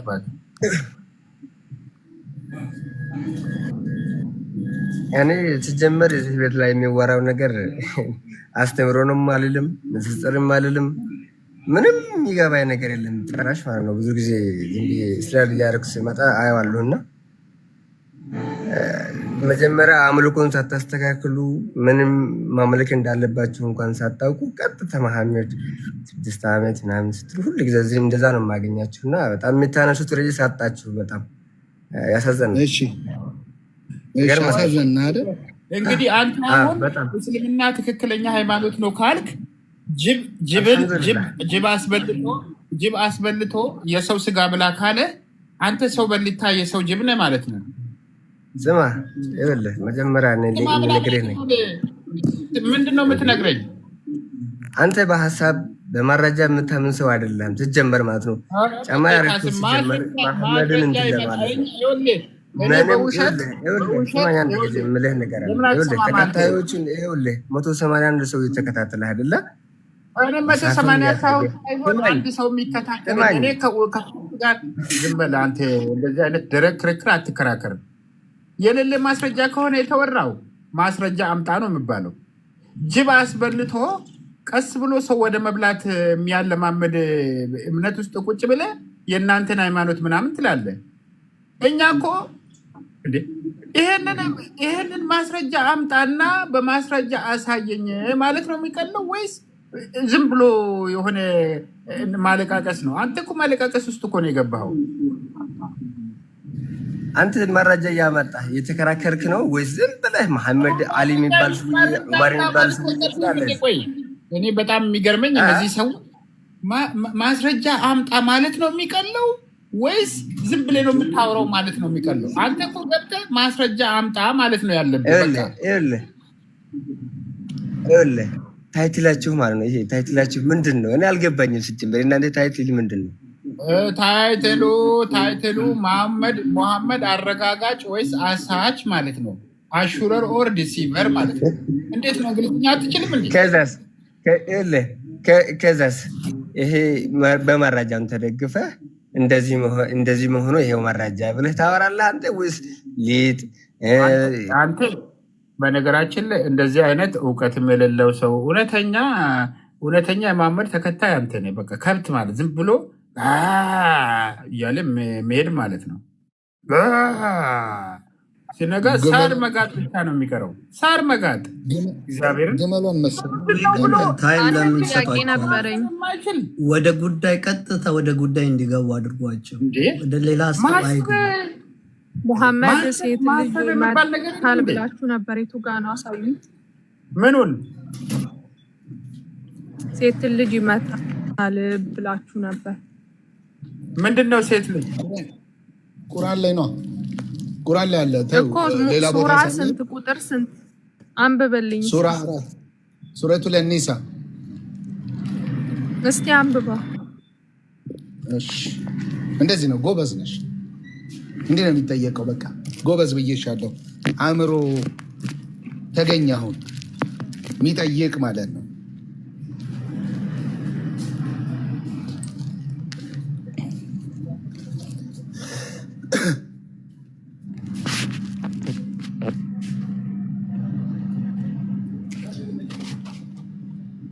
አፍሪሻ ሱረቱ አኒሳ የምን ምዕራፍ ነው እህት? አፍሪሻ የሴቶች ራይት። ሴቶችን ያከብራል ብለሽ ታምኛለሽ? የሴቶች ምዕራፍ አለ ስላለ ስለሚያከብር ነው አንድ ሱራ ሙሉ የሰጠ። ውስጡ የያዘውን ግን አይተሽዋል? አንብበሽዋል እኮ። አንብብልኝ። እሺ ላንብብልሽ። ወንዶች አሁን የሴቶች ምዕራፍ ነው። እሺ ወንዶች በሴቶች ላይ ቋሚ አሳዳሪዎች ናቸው። አላህ ከፊላቸውን አሳየኝ። ወቸው ጉድሽ ቆቦታ ላይ ደጅ ወጥቼ ነው እኮ ማወራው ማለት ነው። ብሩኬ ውስጥ ገብተህ ከማንበቢ በፊት እንደው ሴቶችን ስለሚያከብር ነው በሴቶች ስም መጽሐፍ የተሰየመው እህታችን አንድ ምዕራፍ ሙሉ ያለ ቆይ ብሩኬ፣ ኧረ አንድ ናግራት አንድ ጊዜ ሴቶችን ስለሚያከብር ነው በሴቶች ስም አንድ መጽሐፍ የተሰየመው? ቆይ ንገረኝ እስኪ፣ ሴቶችን ስለሚያከብር ነው ወይ? ጉንዳኖችን ስለሚያከብር ነው በጉንዳኖች ስም መጽሐፍ የተሰየመው? ሸረሪቶችንም ስለሚያከብር ነው በሸረሪቶች ስም መጽሐፍ የተሰየመው? ሸረሪትም አለ እንዴ? የብረታ ብረት መጽሐፍ የሚባል ታውቂያለሽ? አለ የብረታ ብረት እና ታዲያ ምን የሌለ ነገር ላሞችን ስለሚያከብር ነው የላምቷ ምዕራፍ ብሎ ያስቀመጠው? በዚህ ዓለም ሁሉም ነገር የተከበረ ነው። ይህንን ማሰብ ማገናዘብ እንኳን ከላምና ከሸረሪት ከጉንዳን ጋር ደምሮ የሴቶች መጽሐፍ ብሎ ሲያስቀምጥ እኛን አከበረን ትያለሽ እንዴ? ሸረሪት ጋር እኮ በቃ አንድ ላይ ተደምረሻል እኮ ከጉንዳን ጋር። ቢያንስ የወንዶች እንኳን ምዕራፍ የለም። የጅኒዎችም አለ የጋኔኖች። በነገራችን ላይ እንደማን ያስወጣት ማን አከበረ? ከጅኒ ጋር ደምሮ ከጉንዳን ጋር ደምሮ አሁን ምዕራፉን አያሳየኝም እኮ። ቅድም አንቺ ያወራሽውን መጀመሪያ መጽሐፉ አንቺን ሴትን ስለማክበሩ ምንድን ነው ማረጋገጫሽ? ጉንዳን ጋር ደምሮ ከሸረሪት ጋር ደምሮሽ አከበረኝ ስትይ ምንም አይከብድሽም? ምንድን ነው ማረጋገጫሽ አልኩሽ እኮ። ሪፖርት እያደረግሽ ነው። እኔም እፎይ ነኝ እያላከ ነው አስገቡት። እኔም ምልሽን አሰሚም እንደ አንቺን ስለማክበሩ ምንድን ነው ማረጋገጫሽ ብዬ የጠየኩሽ ነው። መልስ የለም። ያከብረኛል አለ አለኝ አልኩህ እኮ ነገር። አንቺን እንዴት አድርጎ መጽሐፍሽ አሁን እኔ ማስረጃ ብቻ እሱ ያለውን ንግግር ማስረጃ ብቻ ፈልግ። አንቺን እንዴት አድርጎ ከውሻ ጋር ከካካ ጋር ከአህያ ጋር እንዴት እኩል አድርጎ የአንቺ መጽሐፍ እንደሚያስቀምጥሽ እኛ እናሳያለን። አንቺ ግን ምን አግኝተሽ? አህያ አር ምናምን የለም። እሱን እናመጣለን። ዝም አትይም። አምጥተን እኮ እናሳይሻለን። አንቺ ዝም ብለሽ ነው የምትወራጭው በአረብኛ ስለሆነ። ከምታወሩ ማስረጃ ስጡኝ። የመጀመሪያውንም ማስረጃ ይንገረኝ። ይመጣል፣ ማስረጃ ይመጣል። መጀመሪያ ግን የአንቺ መጽሐፍ አንቺን ከውሻ ጋር ከካካ ጋር ከአህያ ጋር እንዴት እንዳስቀመጠሽ ሴት ልጅ መታ የሚለውን ያሳየኝ። አንቺን ያከበረሽን ቦታ አንድ ቦታ አሳይን። አንቺ መጀመሪያ ሙሐመድ ሴት ልጅ መታ የሚለው ያሳየኝ እስቲ። በቃ ብሩኬ ከዚች ልጅ ጋር ቀጥል አንተ። እኔ እንትን አረጋታለሁ። እኔ ማኔጅ አረጋታለሁ። ምንም ችግር የለውም። ከፍታ አሳየኝ። እከፍታለሁ። ተረጋጊ፣ በደንብ ተረጋጊ። ቢ ሃምብል ሪላክስ አድርጊ። መጀመሪያ ግን እኔ እከፍትልሻለሁ ቁርአኑ። መጀመሪያ ግን ጥያቄ አለን። አክብሯታል ስላልሽ ሴት ልጅ አክብሯታል ስላልሽ ሙሉ ምዕራፍ ስለሰጠን ሴት ልጅ ተከብራለች ብለሻል እና ታምኛለሽ እንደዛ ብለሽ?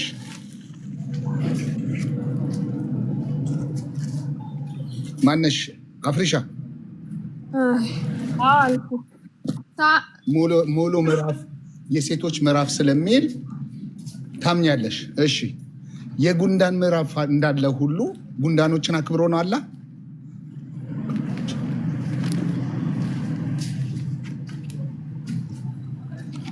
መልሽልኛ አፍሪሻ። የጉንዳን ምዕራፍ አለ፣ ከሀገር የማስወጣት ምዕራፍ አለ፣ የዝሆን ምዕራፍ አለ፣ ምናምን በርካታ ነገሮች ላነሳለ። የብረታ ብረት ምዕራፍ አለ። ይሄንን አላህ ሲያወርድ አክብሮ ነው። እቺ አርጊውመንት አትሰራም። እሺ፣ ከዚህ በኋላ አሁን የምታወሪያት ማለት ነው። የሰማሽ ነው።